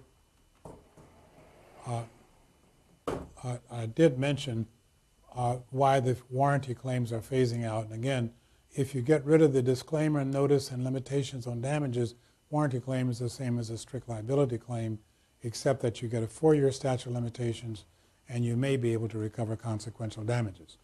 So that's our lecture on the breach of warranty aspect of products liability. I think it's everything you need to know about the subject, and that's the end of this lecture. This is a lecture on products liability, in particular the strict liability aspects of it. Now, on this lecture, I'm going to do two things. I'm going to tell you about strict liability for products liability, and secondly, I'm going to go through the analysis of several fact patterns so that we get used to seeing how to do the analysis using all of the mechanisms for products liability, all of the theories for recovery for products liability. Now, in order to follow the lecture where we're using the examples to illustrate how to do the problem, you need to know the problem. And it's the same problems we've been using on the other lectures, but if you haven't read them, it's important, imperative that you stop the video, put it on pause, and go read the problems. They're on the network, and you can download them and read them. The three problems that you need to read are the problems from the February 1997 torts question, same ones we had before, the July 2002 torts question, and the February 2006 torts question. In those questions, the problems are, you recall that Peter, in that question, Peter injured his foot, Sally lost her vision, the child was injured by the airbag, and then the problem that is my problem, where the Gale's house was burned down and Peter's guitar was destroyed. So would you please stop the video now, put it on pause, read those questions, and then let's start again. So we're on pause now. Okay, assuming that you have read the question, let's begin our analysis. And I begin by first reviewing the facts. And let's start with the problem with Peter and his injured foot. Now you recall that what happened with Peter is that Peter went to a store called Homeco and bought in a box a concrete cutter. Now I've called that concrete cutter a lawnmower on one of the other videos, but it's the same piece of equipment. And so he bought this concrete cutter in a box, took it home in the box, opened the box, assembled it correctly according to the facts, and turned it on and started cutting some concrete, and the concrete cutter started shaking violently, so he turned it off and looked around, inspected it. He couldn't find anything wrong. There was a blade that said wet on the outside of the blade, and a little note there that said keep blade wet in order to avoid degradation. Now that sounds like degradation of the blade, and in fact if you don't keep the blade wet you'll get killed. But the instruction said keep blade wet to avoid degradation of the blade. And so he couldn't find anything wrong. The thing was vibrating. He turned it off, inspected it, couldn't find anything wrong. So he turned it back on and cut some concrete for a little bit. and then this thing started shaking violently again. The kill switch was down there near where the blade, where the rotating concrete cutter was. The kill switch was down, and he had to use his foot to turn the kill switch on, to turn it off. So when it started vibrating violently, he put his foot there, turned the kill switch off, but by that time the blade had shattered into pieces, and the housing for the blade didn't contain the pieces. The pieces flew out of there, cut his foot up badly, and he's really messed up. His right foot's something else. You wouldn't want to look at it. And they hauled him off to the hospital, and he's got these huge hospital bills, and he's got permanent injuries to his right foot, lots of pain and suffering, couldn't go to work, and so forth. And so now he wants to know, well, what can I do about this? Who can I recover from? And that's one of our examples. The second example is Sally. You recall that Sally there was an allergy medicine, a new allergy medicine, and it was advertised on the media as safe and effective for controlling allergy. She went to her physician, got a prescription, bought the medicine, started taking it. Now the company that was producing this knew that in rare cases this would cause permanent blindness, but they didn't put that in their advertisement. They just said safe. Now the doctor knew, but the doctor didn't tell her. So she started taking this medicine for the allergy, and about 6 months later she is blind, and totally blind in one eye, and the other eye is on its way towards total blindness. And she wants to know, well, what can you do here? I'm blind now. All I did was to take this allergy medicine. What can you do for me? Third case, the airbag case. And this is the case where the child, the 10-year-old child, was sitting in the passenger seat of the car, and riding along in the car, and the driver of the car, her dad, had an accident. The airbags went off at 1,000 miles an hour and hit her in the face. And now the company that made the car and the airbags knew that on rare occasions, if a child is sitting in that seat and the airbags go off, the child gets hurt, seriously injured. I mean, it wasn't like a scratch. He really got hurt badly. And off to the hospital, medical bills, and all that stuff. Now, they knew that on certain occasions, a child will be injured by these airbags. And they had done some research to figure out what could they do about it. And they had two choices. One was to put a switch on the dashboard so you could turn the airbags on and off. And if there was a child sitting in the seat, you turn the airbags off. But, people forget to turn them back on. So that didn't seem like such a great solution. It was cheap, $5 per car. The other possibility was to put a sensor in the seat. So when a person below a certain weight was sitting in the seat, they could sense it and turn the airbags on and off accordingly. Trouble is that was a new technology. It hadn't been tested yet, and they weren't sure it would work all the time. So no matter which way they went, it cost $900 per car to put that in it. So no matter which way it went, they had problems. And this is the airbag case, and the kid was injured by the airbag and badly. Our final case is the case of Peter. Now, it turns out that Peter is also the person whose foot got cut up here, but it just happened to have the same name. It's not the same Peter. But Peter went to a car dealer, bought a car, and drove the car over to his girlfriend's house, whose name was Gail, parked it in her garage, and during the night, gasoline leaked from underneath the car, caught on fire, burned down the building, destroyed his car. Now, Peter was a famous guitarist, and his guitar was in the trunk of the car. The guitar was worth $25,000. So, of course, his car was destroyed. The guitar was destroyed, the car was destroyed, and the house was burned down. Gail's house, Peter's guitar, and Peter's car. And now what had happened is that when he bought this car at the dealer, the gas line that went from the tank up to where the engine was, that gas line was a little bit too low underneath the car. And under certain odd circumstances, you could get caught on something and leak. And that's exactly what happened to him. He drove it over to his girlfriend's house, and some bump was just the right size and so forth. And the gas line got snagged. And when he parked it in his girlfriend's garage, not knowing it, the gasoline leaked, and that's how the place caught on fire and destroyed the car, his guitar, and the house. And they all want to know what can they do about it. So those are our three fact patterns. Now, to understand what people can do about this, these people say, well, there's several things we can do. One of the things we might do is to hire some big guys with weapons and go over to these people's houses, the people who made the concrete cutter, and say, we want some money now or else. Well, that's one solution, might work. But if they want to use the court systems to get money, then they got to go to the court system, and the court system says, look, we will compensate you if you can establish that the court system says, we will compensate you if you can establish that someone intended to injure you. The common law courts have rules about that. Somebody intends to injure you and they actually injure you, then you can get compensation by going to the court, proving the intent, and getting your money. Also, if someone was negligent towards you, that is, they had a duty to you and they breached it, duty of due care. If they breached their duty to you through negligence and you got injured, then the court system will give you money for that too. Thirdly, if people are engaged in certain kinds of ultra-hazardous activities and you get injured because of that activity, people are dynamiting to make a road or something and the dynamite goes off and you get hit in the head by a rock or something. Well, that's an ultra-hazardous activity. And if anybody is injured because of the ultra-hazardous nature of that activity, then you can recover for that. It doesn't matter how careful the dynamiters were. If somebody gets injured because of the dynamiting, strict liability, you got to pay for it. Likewise, somebody's got a swimming pool that's a quarter of a mile away and they're blasting and the tiles in their swimming pool crack because of that. Doesn't matter how careful the construction people were, they got to pay for the swimming pool. That's strict liability. Now, we're talking about products liability here rather than blowing up mountains and stuff. And there's a similar thing that happens with strict liability in products.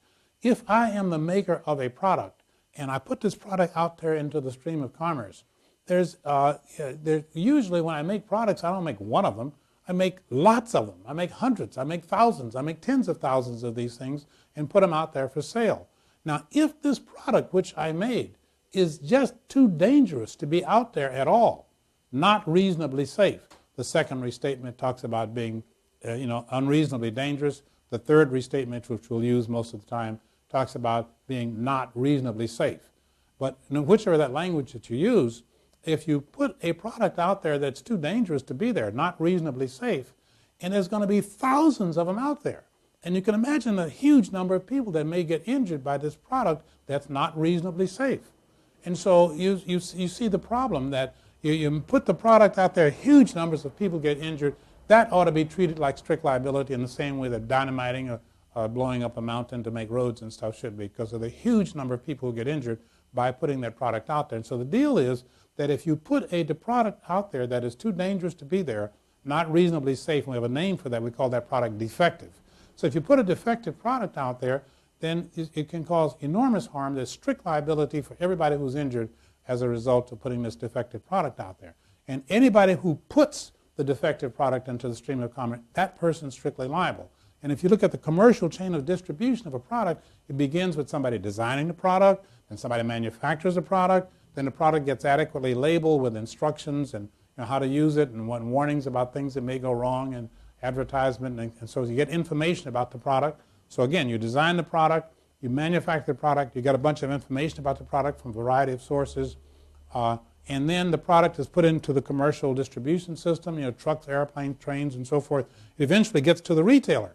The retailer sells it to the consumer, and now the consumer's got it. It's got this car, this concrete cutter, the allergy pill, and the consumer gets it, and finally the consumer gets hurt. And sometimes it's not the consumer that gets hurt. Sometimes it is a bystander. Here we have it right here. This is the commercial chain of distribution. The product gets designed, manufactured, it gets labeled in some way.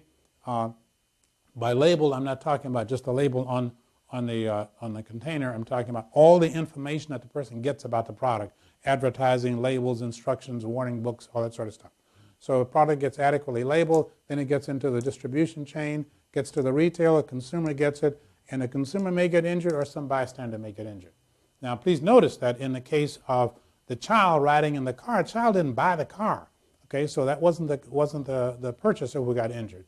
In the case of Gail's house, Gail didn't buy the car. Her house got burned down, but Peter bought the car.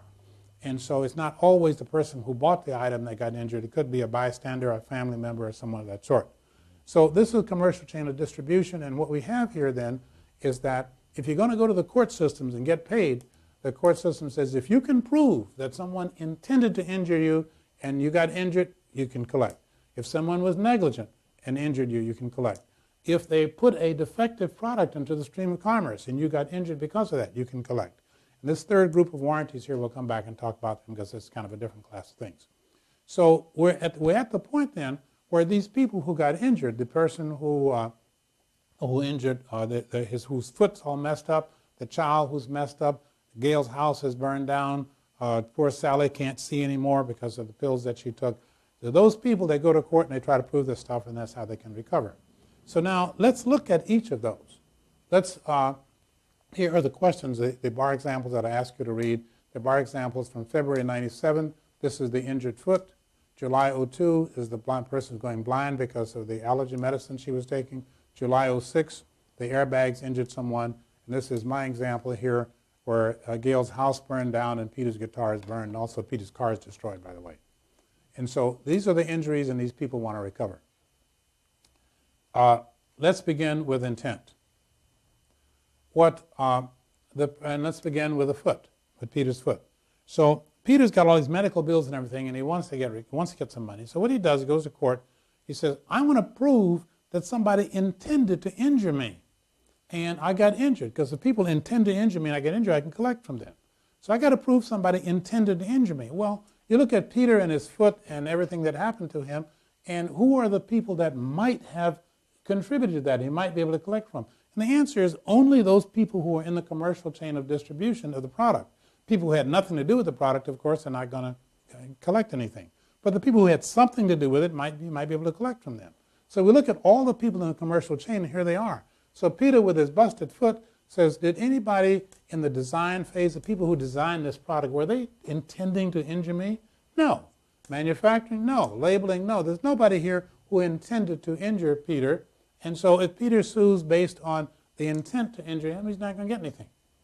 And let's try somebody else. How about Sally and her blindness? Sally says, okay, did anyone intend to blind me?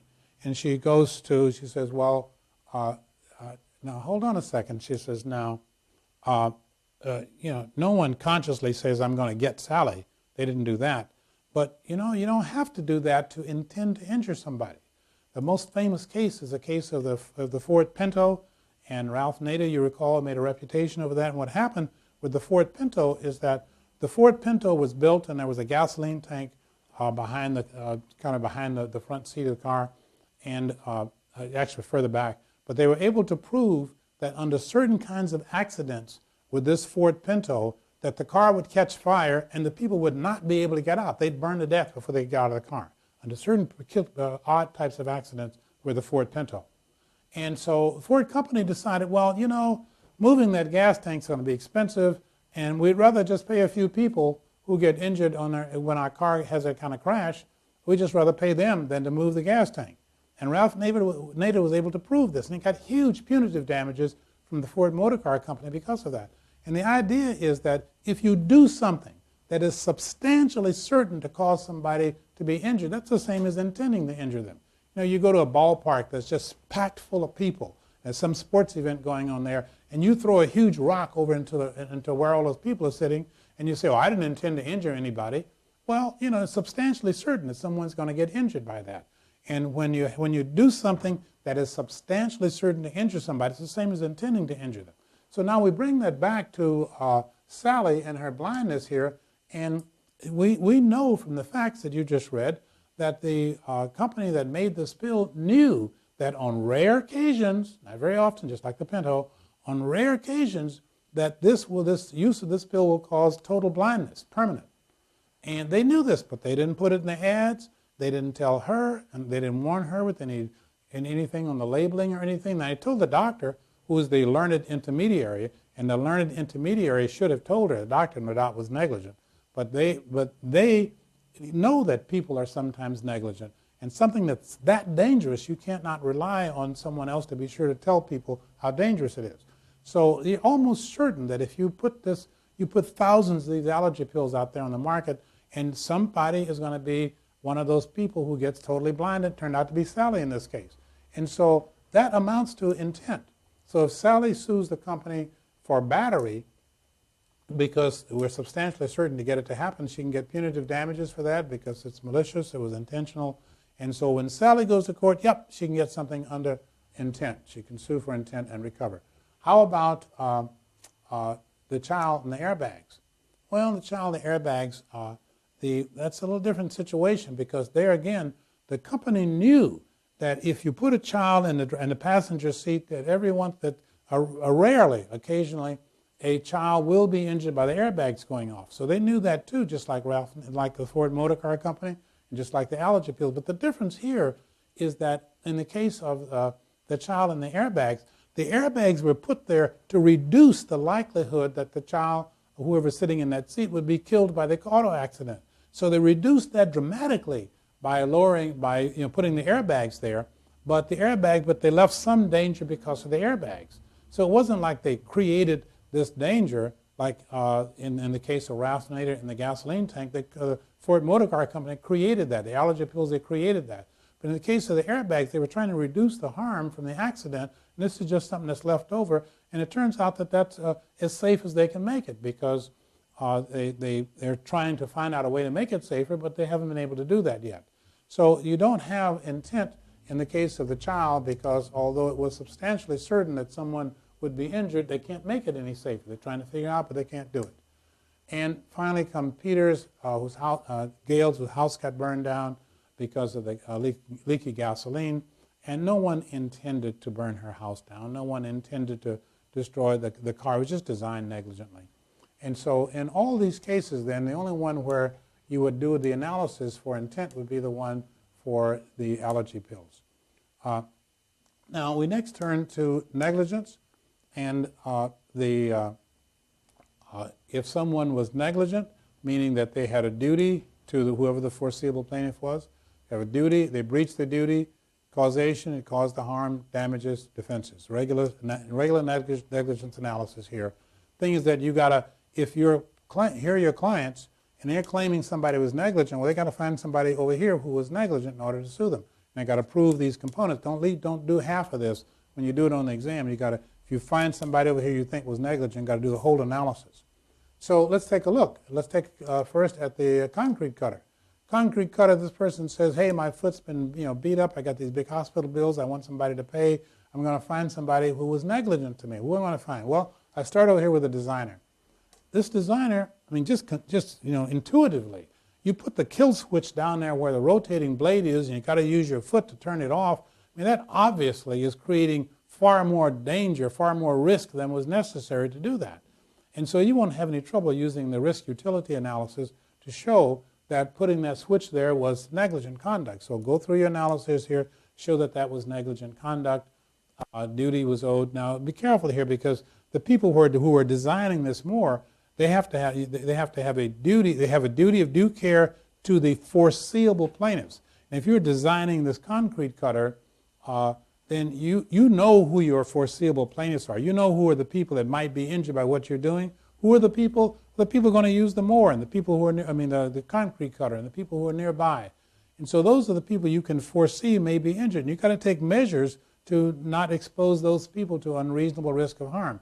Well, obviously you can establish that the people who designed this concrete cutter and put the switch down there was under the risk utility analysis, that'll turn out to be negligent. So that's this person you found negligent design. Was it negligent manufacturing? Look at everybody here now in the commercial chain. We have negligent design. Do you have negligent manufacturing? Well, there's nothing about the manufacturing of the concrete cutter that seemed to be wrong. I mean, it came off the assembly line just the way it was supposed to. And when it comes off you build a car and you're supposed to have 4 bolts holding the wheel on, and it comes off the assembly line with 1 bolt holding the wheel on. Well, that car was made negligently, and you can use Ray Zipser or something to show that that was a negligent construction of the car. So the concrete cutter obviously there was negligence there. But so you have negligence in the design. You don't have negligence in the manufacturing because the concrete cutter was made the way it was supposed to. Instructions about the use of it. Well, the blade said wet, and it said wet, but didn't explain to you that if you don't keep this blade wet while you're cutting the concrete, it's likely to shatter and kill you. All it said is that keep the blade wet to keep the blade from degrading. And so those instructions were obviously not adequate. Again, you can show that there was negligence in providing those kinds of instructions. Negligent instructions go through your whole risk utility analysis. The distribution chain, there's no one that's driving the trucks or trains or anything that was negligent here. The retailer wasn't negligent. The consumer wasn't negligent. the consumer put it together the way it was supposed to, and it came apart. Well, the consumer is the complaining party. So the retailer wasn't negligent. So you've gone through 1 through 5 here, all the people in the commercial chain, and the only one in the case of the concrete cutter we found was negligent, probably the designer. In the case of the allergy pills that made this person go blind, was there somebody negligent in that chain? Well, the people who designed the drug, did it to sort of prevent allergies, and it had the side effect of causing blindness. Well, the FDA has already approved that drug. And so since the FDA has already approved the drug, they've already tested and decided that, the benefits outweigh the problems. And they've decided that this drug is okay to be on the market. So the drug is not manufactured negligently. It wasn't designed negligent. It's just that you got to warn people. You got to tell people this may cause blindness. So we're not going to find anything in the design because the FDA has done that already. Manufacturing, no. Again, we're talking about the allergy pills here in Sally who went blind. There's not a design, not a manufacturing defect. There is an information defect because she wasn't told. And in fact, her not being told about that, we've decided that really that was intentional. And so it wasn't even negligent, it was intentional. This chain of distribution, no negligence there, a retailer, nobody was negligent. So when you sue for Sally, Sally's suing saying you people were negligent, we won't get any place because we'll get place with they were at least they were negligent in not telling her it may cause blindness, but it's worse than that. It's not just they were negligent, they told her the product was safe. So they lied about it. It's not just negligence. So she's not going to get any place with negligence. She'll get her recovery under intent. The child and the airbags, well, again, the designers of the airbags, they couldn't find a safer way to do it yet. So you don't have negligence in the design or manufacturing or information. The child riding in the airbag, any warnings you can give them, it's not going to do any good. The child sitting in the airbag, car's moving, what you going to do? Put a sign on the dashboard that says, in case of accident, be sure to duck so the airbag won't hit you in the face. It's ridiculous. So there's no negligence in the labeling. There's no negligence any place along the way here. So when the child sues for the damage caused by the airbag, there's no negligence. It's not going to be able to recover. Now, and finally, please notice that the child didn't buy the car any more than Gail bought the car, Peters bought the car. So once again, you've got the designers, whoever's designing this car or whatever it is they're designing. They got to look ahead and say, who are the people that might be injured by what I'm doing? And if the people who might be injured by what I'm doing, I have to think about the way they may be injured and try to do things in my design to not expose them to unreasonable risk of harm. And so that's the point I'm making here is that it's not always the purchaser who may get injured.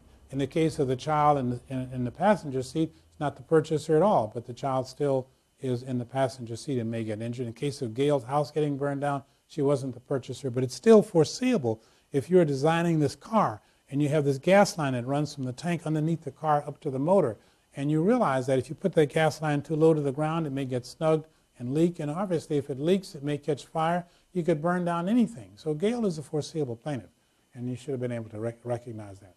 So in the negligence cases, then, the ones where you should recover for the concrete cutter, the person's foot, Sally who went blind, that was intentional, not negligence.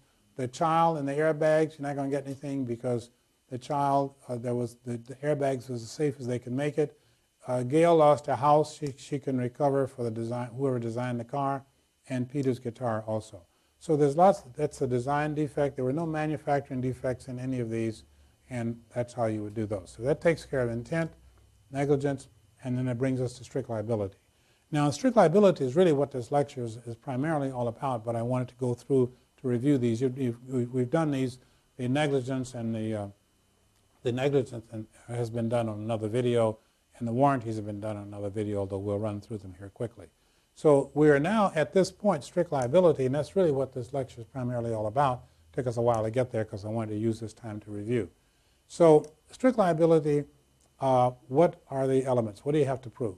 Well, first of all, you got to decide, does strict liability even apply to this fact situation? Because we're talking about strict liability for putting a defective product into the stream of commerce. And so if I build a whole bunch of houses in a housing development, is that going to be treated like a product? And also you got to be in the business of selling or distributing that product to someone. So let me suppose that I am a friend and I let you use my car. Well, I'm not in the commercial chain of distribution, so I'm not liable. The car manufacturer may be liable. What about the cases where I go, and it's got to be new equipment, used cars, used things, these rules don't apply, strict liability for new stuff. Well, what about the case where I go to lease a car from somebody? They got a car, they lease cars, and I go to lease a car is defective and I get injured. Well, are they treated as being in the commercial chain of distribution of those cars? And the answer is yes. What about the case, it's got to be a new car, but they still are treated that way. What about the case where you buy a car and the car isn't a new car off the factory floor, but the company says, we have refurbished this car and we've done, it's like new. The car is like new. And you're going to treat that like a new product? And the answer is yes. And so you have to look at some of the details to be sure that strict liability applies, that you really are distributing a product and not a service. Next, the product, if you're going to recover strict liability, you have to prove that the product is defective. And as I mentioned, this is where our lecture is going to focus on primarily here today, that the product can be defective under the standards of the second restatement or the third restatement. These differences we're going to be talking about. And then the causation, obviously, the defective part has to cause the harm. You've got to be damaged and watch out for the defenses. Now, we're going to turn then to the analysis of, is the product defective under the second and the third restatement?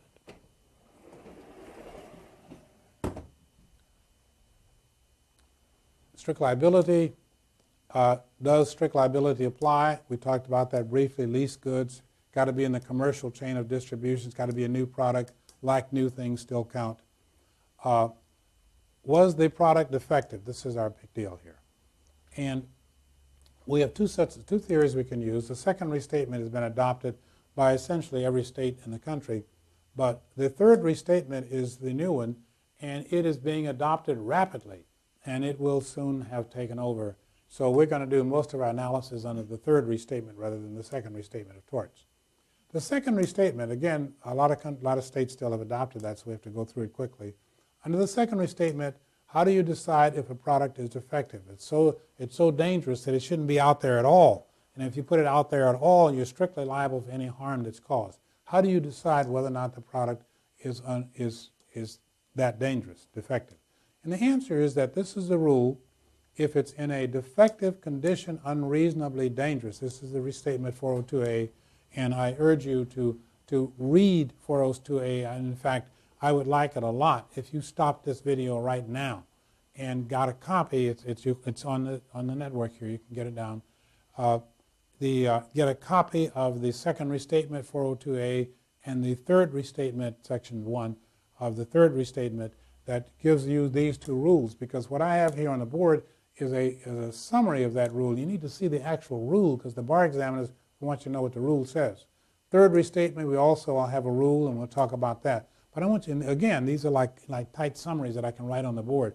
Read the rule. Read the rule so that you really understand it. So I'm going to stop for a second here and ask you to just stop the video, put it on pause, get a copy of the second and third restatement, and read it, because this is extensively what the rest of this lecture is about. And this is the primary analysis that the bar examiners are looking for in a strict liability problem for products. So I'm going to pause for a minute while you get the second and the third restatement and read it. So we're on pause for now.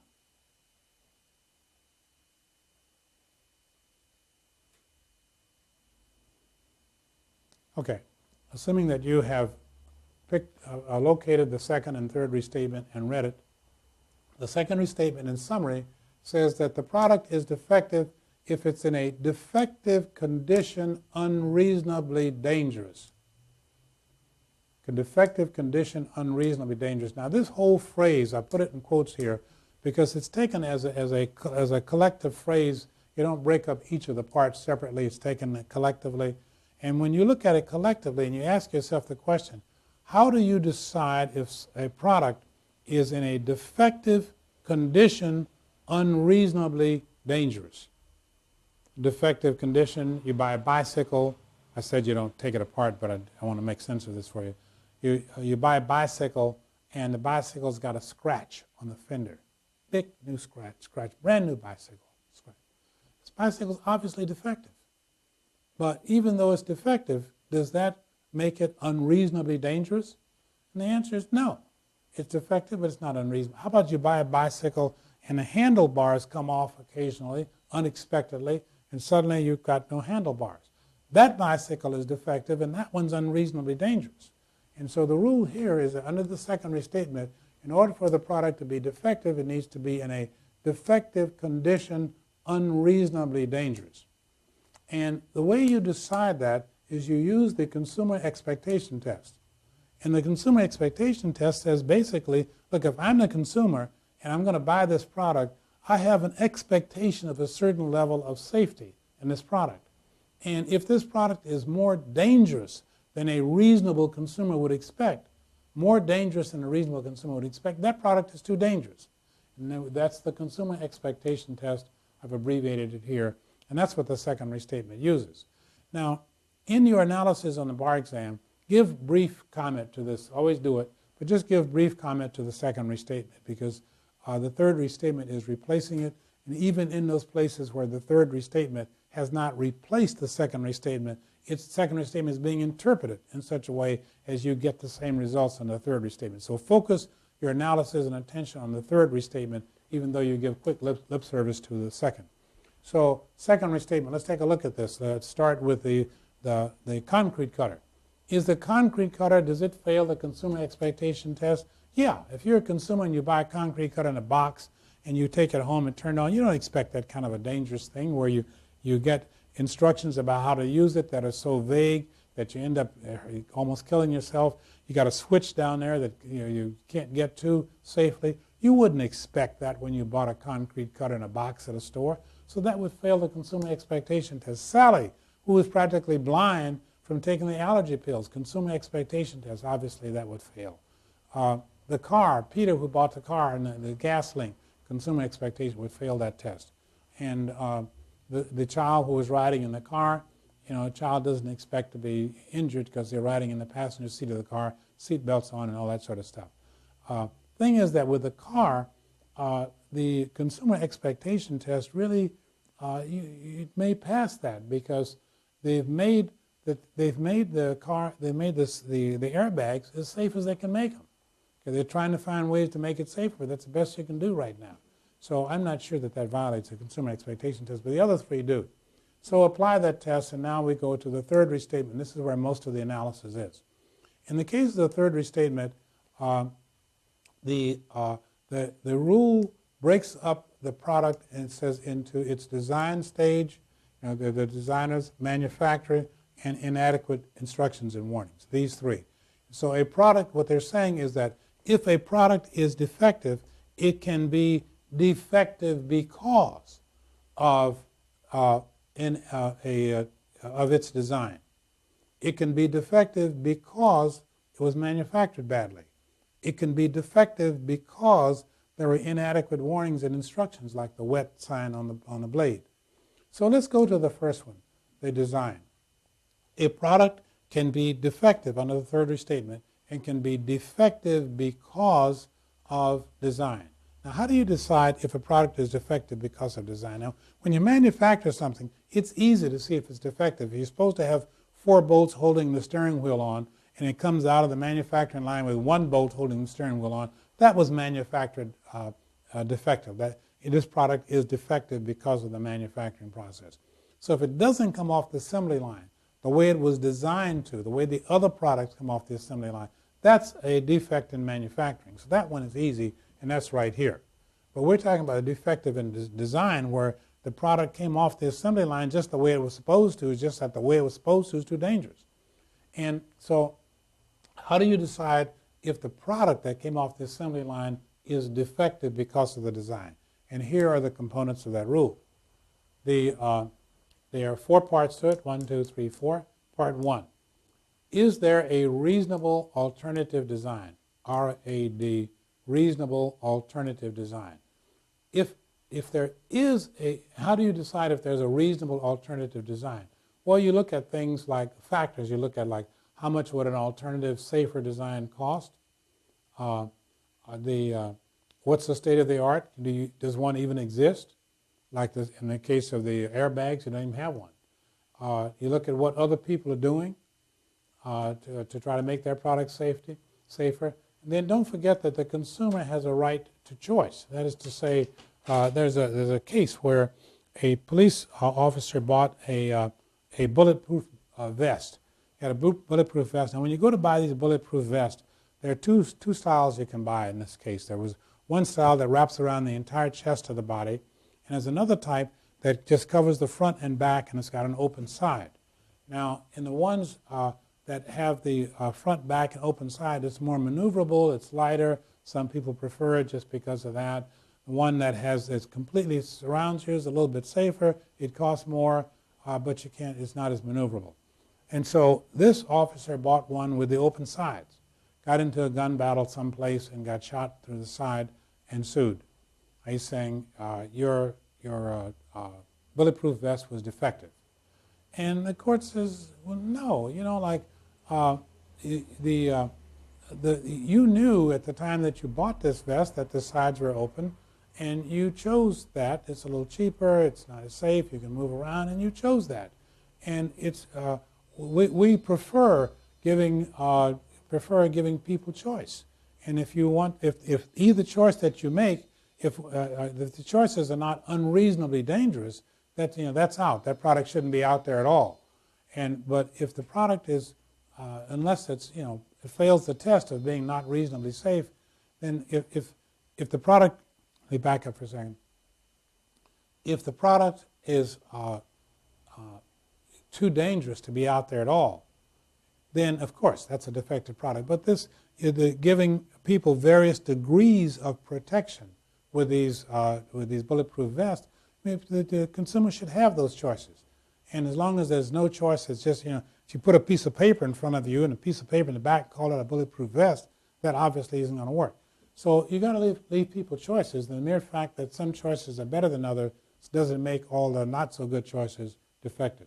So you need a reasonable alternative design, and when you're doing the bar exam questions, this is a big deal, whether or not here. So you need to put some time into discussing reasonable alternative designs. If there is a reasonable alternative design which reduces the foreseeable risk, did the person use this reasonable alternative design? If you had one and didn't use it, why didn't you use it? Then the rule is that if you had one, didn't use it, and if the product is now left in a condition that is not reasonably safe. Now I want you to pay attention to the difference here. Not reasonably safe, that the third restatement uses this language, not reasonably safe. The second restatement uses the language unreasonably dangerous. And be sure that you stick to those two different kinds of languages when you're doing this. If it's not reasonably safe, how do you decide if a product is not reasonably safe? This is how you decide if there is a reasonable alternative design which reduces the foreseeable risk. Was the product not reasonably safe? Use the risk utility analysis to do that. Okay. So the third restatement says that you look to see if there's a reasonable alternative design which reduces the risk. If there's one exists, you didn't use it. Did that leave the product in a condition that is not reasonably safe? If so, then that product is defective. That's a manufacturing defect. That's a design defect. Manufacturing defect. In fact, let's go through these here for a second. Let's take the case of the concrete cutter. Was the concrete cutter, is it defective because of design? Well, let's take a look. Concrete cutter, was there a reasonable alternative design to the concrete cutter? Obviously there was. And I won't even go through the details. It's cheap. You can move that kill switch around lots of places. There was a reasonable alternative design which would reduce the foreseeable risk, and they didn't take it. And did it leave the product in a condition that's not reasonably safe? Go to your risk utility analysis, and you'll obviously conclude that the risk created by putting that switch down there where it was and is not justified by the cost or the burden of preventing it or any of that sort of stuff. So the product is left in a condition that is not reasonably safe, and therefore we have a design defect. The allergy pills. The allergy pills, we don't do this because the Food and Drug Administration has already decided that the pill can be used, but you got to give warnings. The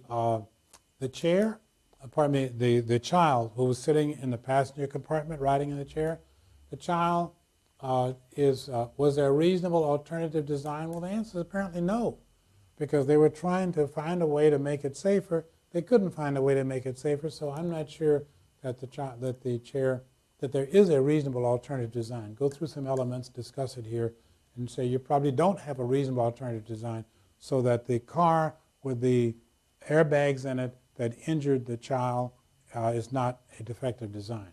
What about the car with the gasoline line running underneath the car that got snagged? Well, there is a reasonable alternative design. Obviously, just put the gas line somewhere else. That would have reduced the risk, and they didn't use it, and they left the product in a condition that is not reasonably safe. How do I know that? Do the risk utility analysis, and you see that putting that car with the gasoline line where it wasn't reasonably safe. What do we have? The concrete cutter, the blind person, the car, the child, and the car that got burned down. So that you apply design these. That's how you would do it with those. So now, let's go next to manufacturing defect. The manufacturing defect occurs when the product is not when the product doesn't come off the assembly line the way it was supposed to.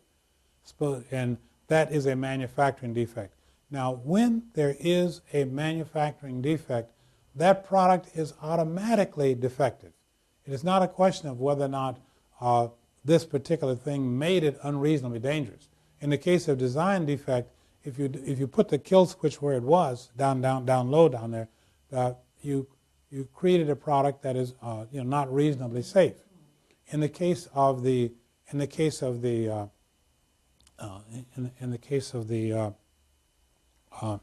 where we did the we're talking about manufacturing defects, and I'm saying in the case of the car with the airbag, there was no manufacturing defect. There's no manufacturing defect for the concrete cutter. There's no manufacturing defect for the allergy pills. There's no manufacturing defect for the car with a gas line underneath it. So there's simply, we don't have any examples where there really was a manufacturing error. But my point here is that when there is a manufacturing error, you don't have to ask the question, did this error make the product unreasonably dangerous? Not reasonably safe. You have to do that for the design defect, and you're going to have to do it down here for the inadequate warnings and instructions. But you don't have to do it for the manufacturing. If the car came off the assembly line in a way that it wasn't supposed to, it is defective, period. Then you look to see, was this defect, you use causation to see, did this defect cause the injury? If so, then you've got a manufacturing defect that caused injury. The last of these is inadequate instructions and warnings. Inadequate instructions and warnings, when do you require instructions and warnings? And the answer is that, that's a problem. That's a serious problem, because when you don't have to warn people about everything. I mean, do you have to warn people that, if you just things that are, having trouble making up an example, but things that are just obviously dangerous. You don't have to go around telling people that all the time. Do you have to tell people that if you don't put air in your tires, the car you won't be able to control the car adequately, and you may have an accident. You have to tell people that if you don't repair your brakes, you may have an accident. Certain things are just so obvious that you don't have to tell people. On the other hand, there are things where you do need to warn people. And you can see that the boundary between when you do and don't have to warn people, that's a fuzzy boundary. And that's a problem. How do you decide whether or not in a particular situation you really needed to warn somebody? And it's hard to pin that down. But a couple of things you need to know about it. First, you generally use the risk utility analysis. You ask, would warning someone have made the product safer? Because sometimes you warn people and it's not going to make any difference. Other times you warn people and it may make a difference. So you use risk utility to see if and you also, if you're going to warn people, there's a cost of warning. You got to put signs up. You may have to do a bunch of other things to warn people. So you look at the risk that's created by not having the warnings and the utility. How difficult is it to warn people? Will the warnings do any good or not anyway? So this is really more of a common sense, but that's what you do. To give you a couple of examples, there was a case where a person had a table saw. And the table, this is actually in a meat cutting place. It wasn't a table saw, it was a rotating blade that cut meat. And if you put a sign there in front of the rotating blade that says, "Danger!"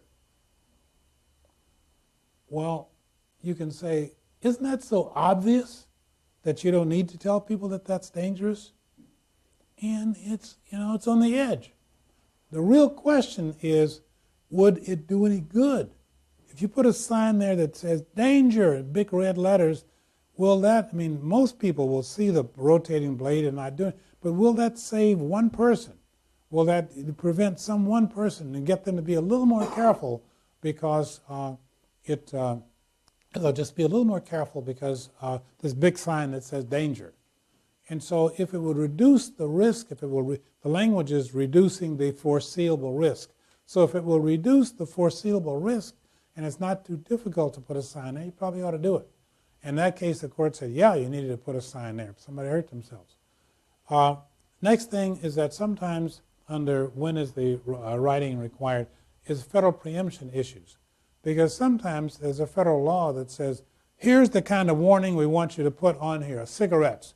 There's a warning on the package of cigarettes. And the feds have said, this is the warning we want.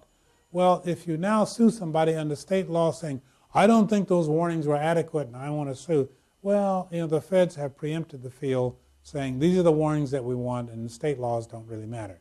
So sometimes the kind of instructions and warnings that are required are covered under federal preemption, in which case you can't sue under state law.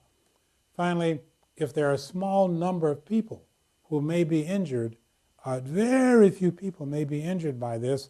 In the case of the Pinto car, in the case of the Sally getting blind, taking the allergy pills, there are very few people who may be injured. Do you still have to warn 1 out of 1 million people is going to be injured? Do you still have to warn everybody? What do you have to do? And the answer is that it depends on kind of a trade-off, how serious the injury is. If it's great bodily harm or death, somebody's going to die if they do this, and there's only 1 out of 1 million people, yeah, you better tell them. But if 1 out of 1 million people are going to get a scratch or something, if this happens, well, no big deal. You don't tell them. So there's kind of a trade-off between how serious is the injury and how many people would be affected by it.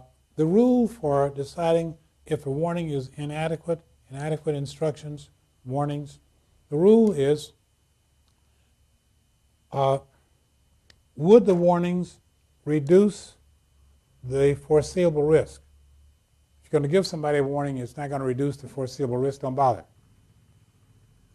And you did not provide the warning. If it would have reduced the foreseeable risk, you didn't provide the warning, and the product is in a condition that is not reasonably safe. Remember, this is the language of the third restatement. The product is not reasonably safe. Well, you go to the risk utility analysis to decide if the product is not reasonably safe. Examples. In the case of wet on that blade that we were talking about, those warnings were not adequate because the person didn't understand that if you let this blade get dry while you're cutting cement, you may get killed. And so those warnings were not adequate. How would we prove that using the rules? Would it have reduced the risk if we had explained more? Yes, probably. And they didn't. The company didn't put more. Better instructions or warnings would have reduced the risk. They didn't do it. Did they leave the product not reasonably safe? Well, yeah. I think leaving this product with those warnings on that blade is not reasonably safe, and you use the risk utility analysis to prove that. In the case of the allergy pill, a warning, the facts told you. that if Sally had known this pill would make her blind or might make you blind, she wouldn't have taken it. So warning the warning would have reduced the foreseeable risk. They didn't take it. The product was not in a reasonably safe condition. Use the risk-utility analysis to prove that. In the case of the line running underneath the car, coming up and getting snagged, and that obviously is warnings and instructions aren't going to do any good there, so that didn't matter in that case. In the case of the child airbag, warnings wouldn't do any good, and so that's about it. So that's how you would do the analysis under the second restatement and under the third restatement for the three problems that we've just talked about. And now, if we finally move to warranties, now there's a separate lecture on warranties, which I presume you've watched by now, so this is going to be very brief. But the warranties, there are the express warranties at UCC 2-313 and the implied warranties at 214 and 215. The express warranties, you recall, can be any promises that are made regarding the product. Well, in our case, let's back up for a second. The reason you can recover under warranty theories is if I'm the seller of the product and I promise you this product is going to perform in a certain way, and it doesn't perform that way and you get hurt, then you can sue for breach of that promise. Okay? And so that's what the warranties are about, is more fully explained on that video. 2-313, any express warranties that were made. Well, the company that made the allergy pill told Sally on their ads, the product is safe. And it wasn't. So that's a breach of warranty. She can recover for that, get her damages. Problem with the breach of warranty are the privity problems, and that is solved because when these people put out the advertisement saying it's safe, or if they put it on the bottle saying it's safe, however they said it, it was intended to reach the purchaser. And if it was intended to reach the purchaser, I am making that promise to the purchaser, even though I'm the company out, in some other part of the world, and they tell the world that this product is safe. That's intended to reach me, the purchaser, and so they're making the promise to me. And if the product is not safe, I can sue them for breach of that promise. That's 2-313, more fully covered on the video on that. Now the implied warranties, fit for ordinary use, adequately packaged, adequate instructions, adequate warnings. You see that coming up. These are the ones that are tested again most frequently. There are other things there, but again, read the whole thing, but these are the ones that are tested most often. In the case of the concrete cutter, not fit for ordinary use, inadequate instructions, inadequate warnings. In the case of the allergy pills, you claim that it was not fit for ordinary use because of inadequate warnings. In the case of the airbags are probably did not breach any implied warranties because that's the safest they could make it, and warnings wouldn't do any good. Gail's house, when she sues, she'll say the car that burned my house down wasn't fit for ordinary use. Peter sues for his guitar.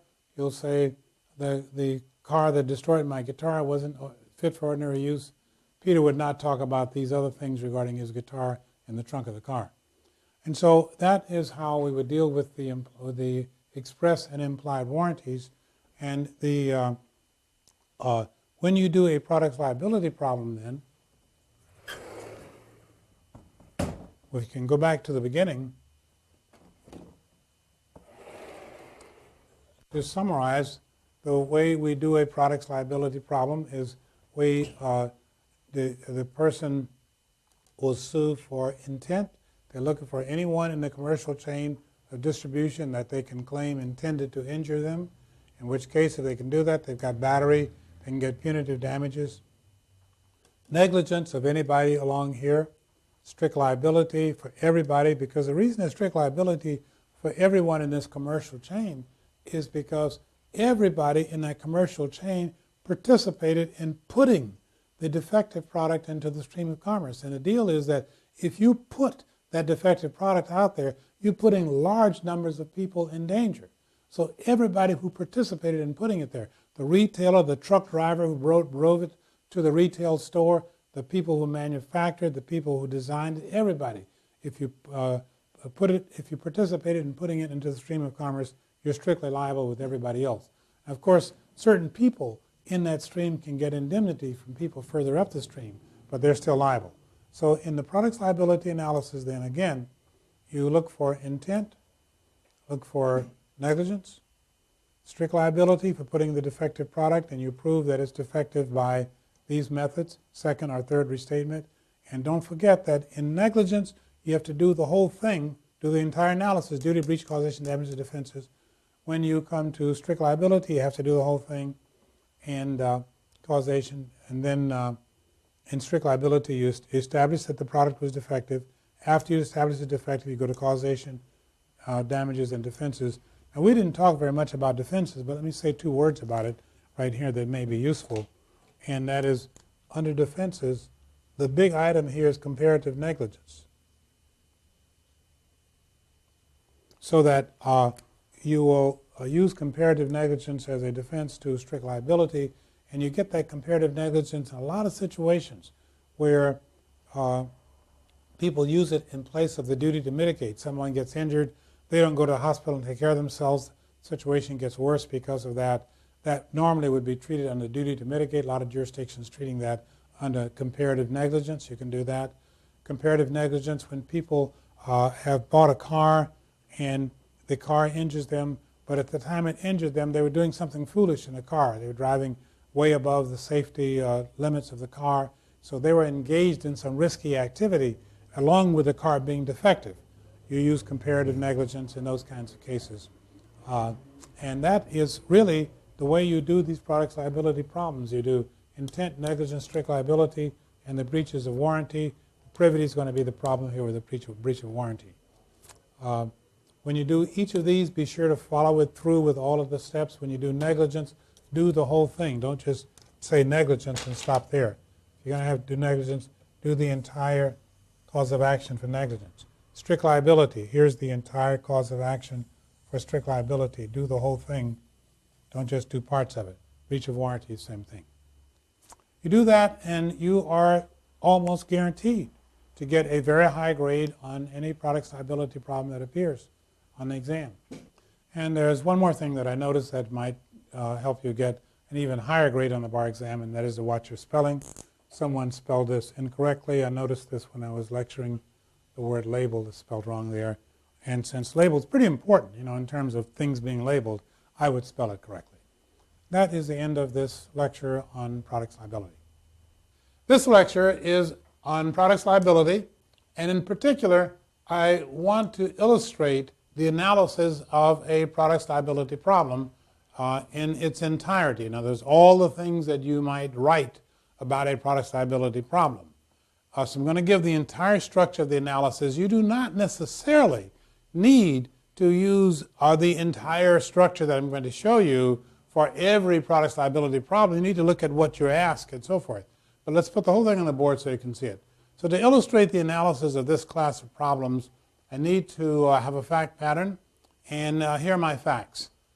Peter went to a retailer, bought a car, drove the car to his girlfriend's house named Gail, parked the car in her garage, and during the night the gasoline from the car had leaked onto the ground.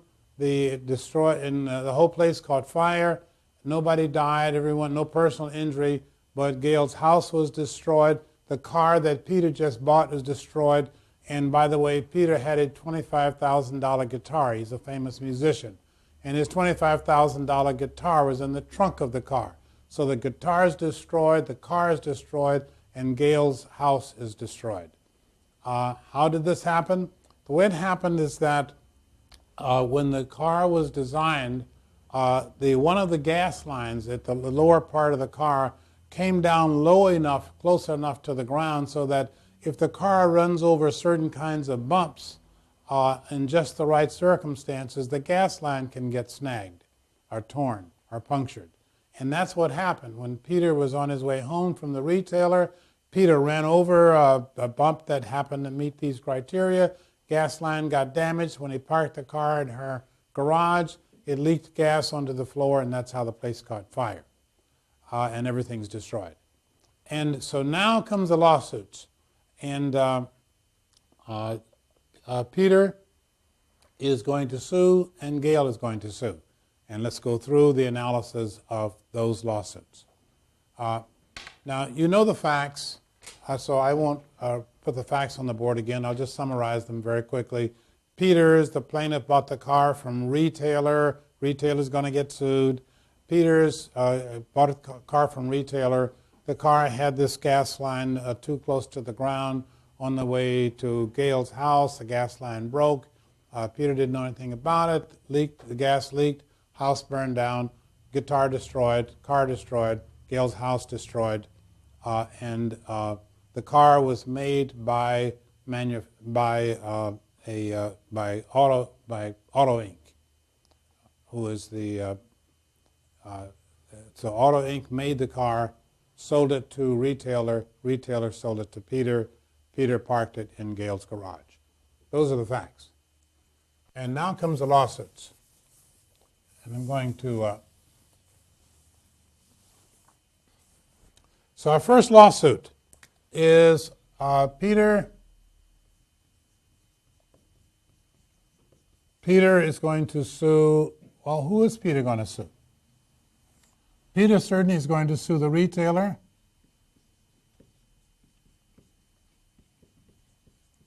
And Peter will sue the Auto Inc., who made the car. When Peter sues retailer, he can sue retailer on three theories: negligence, breach of warranty, and strict liability. When Peter sues retailer, when Peter sues Auto Inc., Peter will likewise sue Auto Inc. for negligence, breach of warranties, and strict liability. When Peter sues retailer for negligence, breach of warranty, and strict liability, remember that in strict liability, there are two sources of the strict liability obligation. So, almost all states have adopted the second restatement, and some have adopted, many have now adopted the third restatement. So the strict liability rule can be the one in the second restatement or the one in the third restatement. We have to do both analysis on the bar, for the bar. So,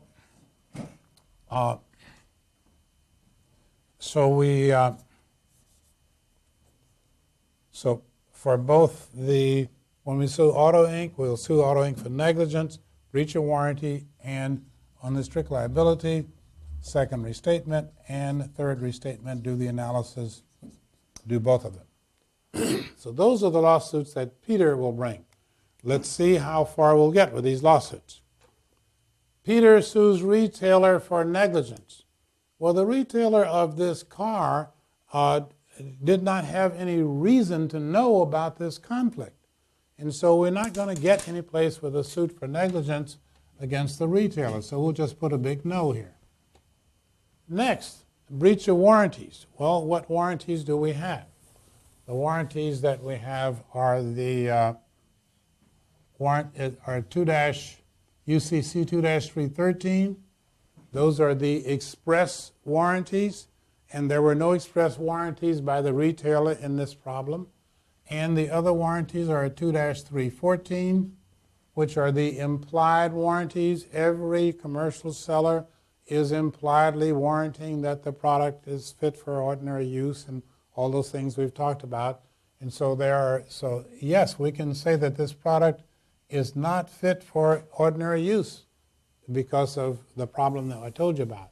So yes, so we have no lawsuit under 2-313. Yes, we have a cause of action under 2-314, breach of that warranty. And then still sticking with the retailer, we sue the retailer for strict liability under the second restatement. The second restatement, we use the consumer expectation as our primary test. was this product more dangerous than a reasonable consumer would expect? And so you would discuss that under the second restatement, the consumer expectation test. And then under the third restatement, what you must do always under the third restatement is to say that every product, every defect under the third restatement must either be a manufacturing defect or a design defect or a failure to warn defect. That's the only kind they are. And so if you're claiming that this car that we just talked about is defective, you must classify it as either a manufacturing defect or a design defect or a failure to warn. Now, in our case, this car with a gas line that comes too close to the ground, it's not a manufacturing defect because we know the definition of a manufacturing defect. It's a product which departs from the intended design. The car didn't come off the assembly line different from the other cars. So it's not a manufacturing defect. Is it a design defect? So the answer to manufacturing defect here is going to be no. The design defect, do we have a design defect? Well, remember in the design defect that the question is, could the risk have been reduced by a reasonable alternative design, and did the omission of that reasonable alternative design make the product not reasonably safe? Not reasonably safe. And so you apply that here and you have to just use that, and whether or not there was a reasonable alternative design is a big deal. And we talked about that on this lecture. Okay, so when you sue the retailer, we have lawsuit under no negligence, under breach of warranty, 2-314, yes. Strict liability, consumer expectation, yes. We have a lawsuit under the second restatement against the retailer. Third restatement, it's not a manufacturing defect. You would argue that it is a design defect because clearly there are reasonable alternative designs, and you do explain that fully, talk about the cost and the whether or not it's within the state of the art to put that gas line up higher so it's further from the ground. That's certainly within the state of the art. Talk about the cost of doing it, the utility, how much danger does it create, and so there was a reasonable alternative design. Then the failure to warn, well, this is not a failure to warn case because they didn't even know about it. Those are the suits against the retailer. Now comes the Auto Inc. You sue Auto Inc. Negligence. Well, yes, you can bring when you're suing the retailer under the third restatement, we do not have a manufacturing design. We probably do have a design. We do not have a manufacturing defect. We probably do have, I just want to put these notes on the board. We probably do have a design defect, and the failure to warn, we do not have a failure to warn defect. Okay.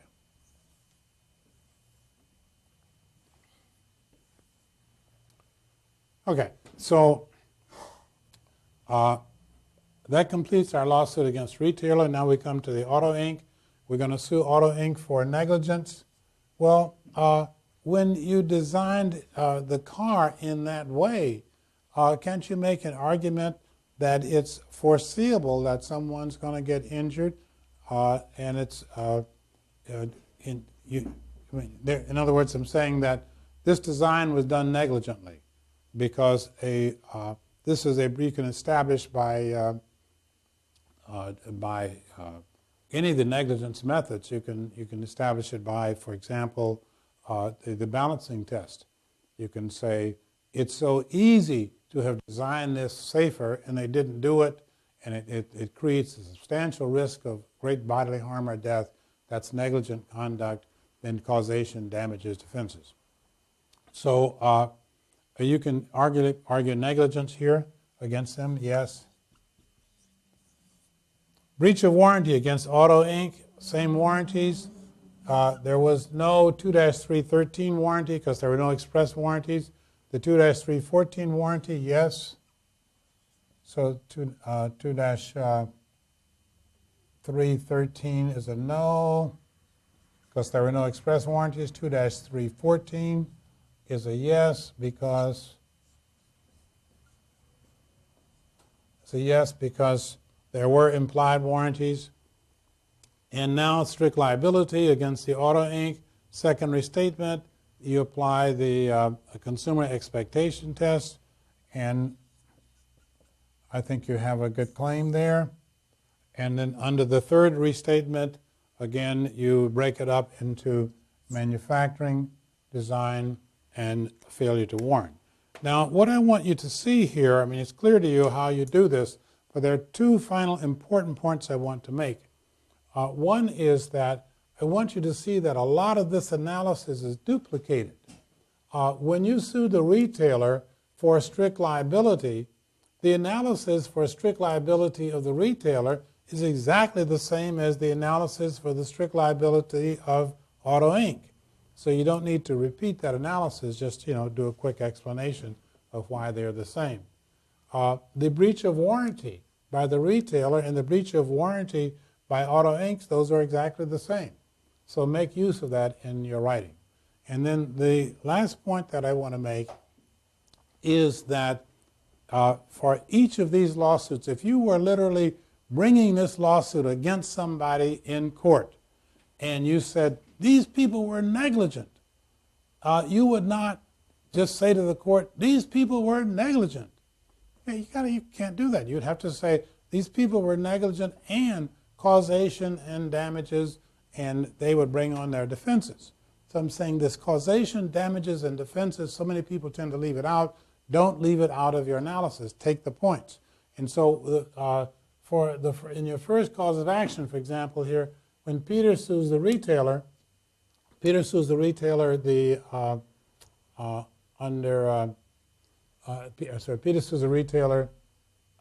and you show the breach of warranty, you've got to do your causation and damages and look for defenses.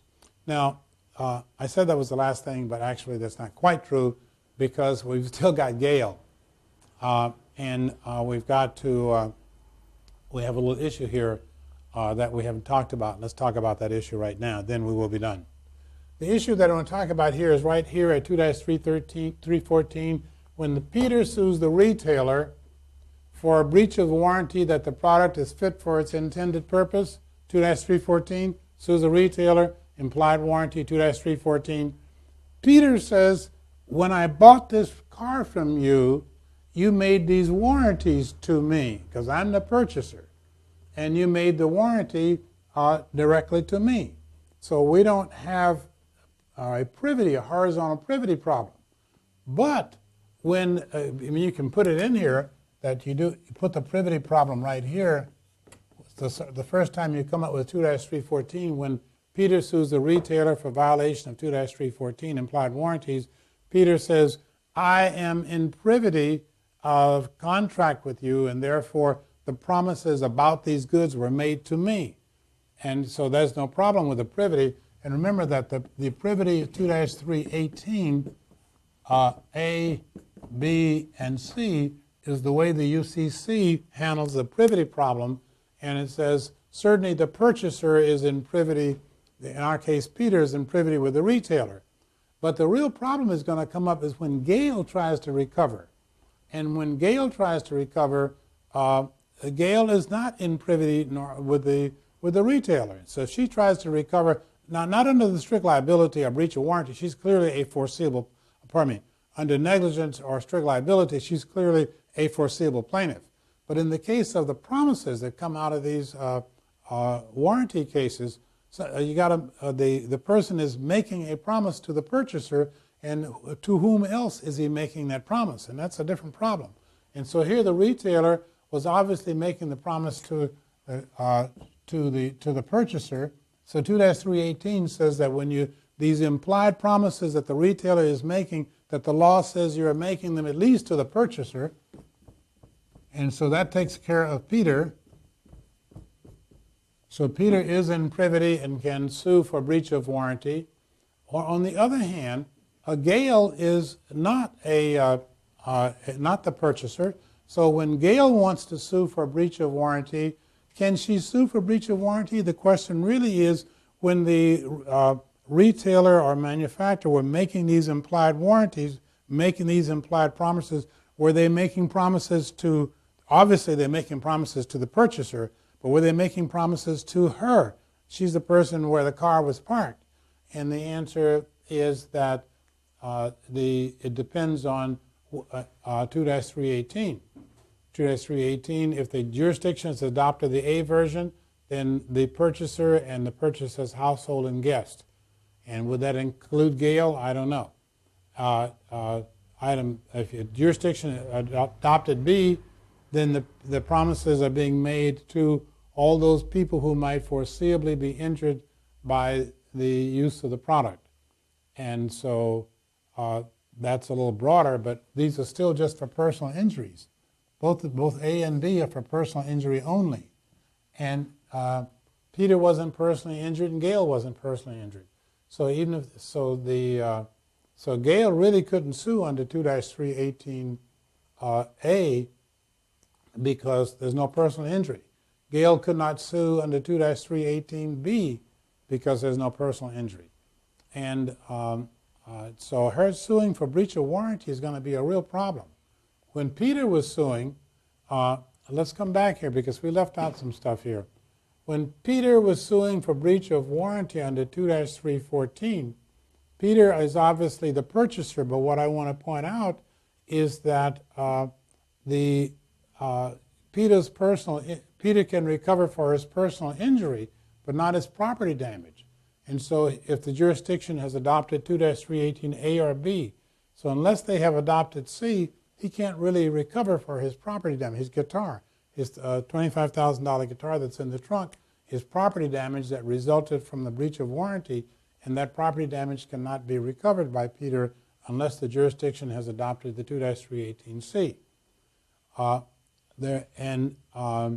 So this suit of 2-314 that I said they could bring, well, they can in the sense that there's a breach of warranty by the retailer because the product wasn't fit for ordinary use, but that breach of warranty will allow Peter or Gail to collect for personal injury. There wasn't any, but not property damage unless the jurisdiction has adopted the C version of 2-318. Okay, so that's very important here. Also, when Peter sues Auto Inc. under 2-314, we have that Auto Inc. did indeed make the warranties and did breach the warranty. So Auto Inc. has breached the warranty, but the warranty is being made for personal injury and to the purchase under 2-318 A or B or C. And there's no personal injury. And so although you have a breach of warranty, that you really will not succeed in this lawsuit against Auto Inc. for property damage. Now, so when Gail sues, Gail is once removed, but neither Gail nor Peter have personal injury. So when they try to sue under the breach of warranty and they don't have personal injury, they're not going to succeed unless the jurisdiction has adopted 2-318C. Okay. The final comment I want to make is, please, if you're doing this lawsuit in real life and you sued for every wrong that you claim that the defendant committed, you would say, and that wrong caused injury to my client, and here are the injuries. So don't forget the causation damages. If you try to put you have several kinds of wrongs that the defendant did. The defendant breached a promise, and the defendant put a defective product into the stream of commerce, and the defendant acted negligently. You got all these kinds of different wrongs, and that you should do the causation separately, so that for each wrong you're saying that wrong was the cause of this damage, and for each of those do them separately. But be sure to put the causation of damages, and don't forget defenses. The bar examiners almost always put some kind of defenses available there. So when you bring the warranty suit, watch out for limitations on remedies and disclaimers and that sort of thing. When you bring a suit and the danger in strict liability, and the product was defective, but the danger was obvious, and the person went ahead and did it anyway, well, you may have some contributory negligence, and that's a partial defense. So don't forget those partial defenses or full defenses. Okay, so the way you analyze these products liability problems is that here, quick summary, Peter is suing retailer and Auto Inc. When Peter sues retailer, they'll sue for negligence. It did not happen. They sue for breach of warranty. This won't work because he has no personal injury. The strict liability, use the second restatement and the third restatement. Under the second restatement, the basic standard is consumer expectation test. If Peter sues a retailer for violation of the consumer expectation test, he ought to win. If Peter sues under the third restatement, break it out, the defect into manufacturing, design, and failure to warn, and do those separately. And the same thing against the suit, Auto Inc. And finally, when Gale sues, that is when Peter sues Auto Inc. is pretty much the same thing, except Auto Inc. might be negligent. And finally, when Gale sues, when Gale sues, she can sue the retailer, but the retailer wasn't negligent. Gale can sue the retailer for breach of warranty, but again, there was no personal injury, so she's not really going to be covered by that unless the jurisdiction has adopted the C version of 2-318. And when Gale can sue under the second and third restatements, you get basically the same results because she is a foreseeable plaintiff. And when Gale sues Auto Inc., the suit will be basically the same, except that again, under warranty, unless she has personal injury, she cannot win that, or unless the jurisdiction has adopted 2-318C. That's the structure, the organization, the way that you should do these products liability problems. There are a lot of repetition. These problems tend to be long because if for every defendant in the problem, you got all of these claims that you can make against that defendant, and if you put a couple of defendants or a couple of plaintiffs, you can see that the number of claims get to be enormous. But watch for duplicates and be efficient when that happens. And the truly final comment I want to make is that if Peter wants to recover for the destroyed car, which was the very item that was purchased, he cannot recover for the destroyed car under either negligence or strict liability or the breach of warranty theory.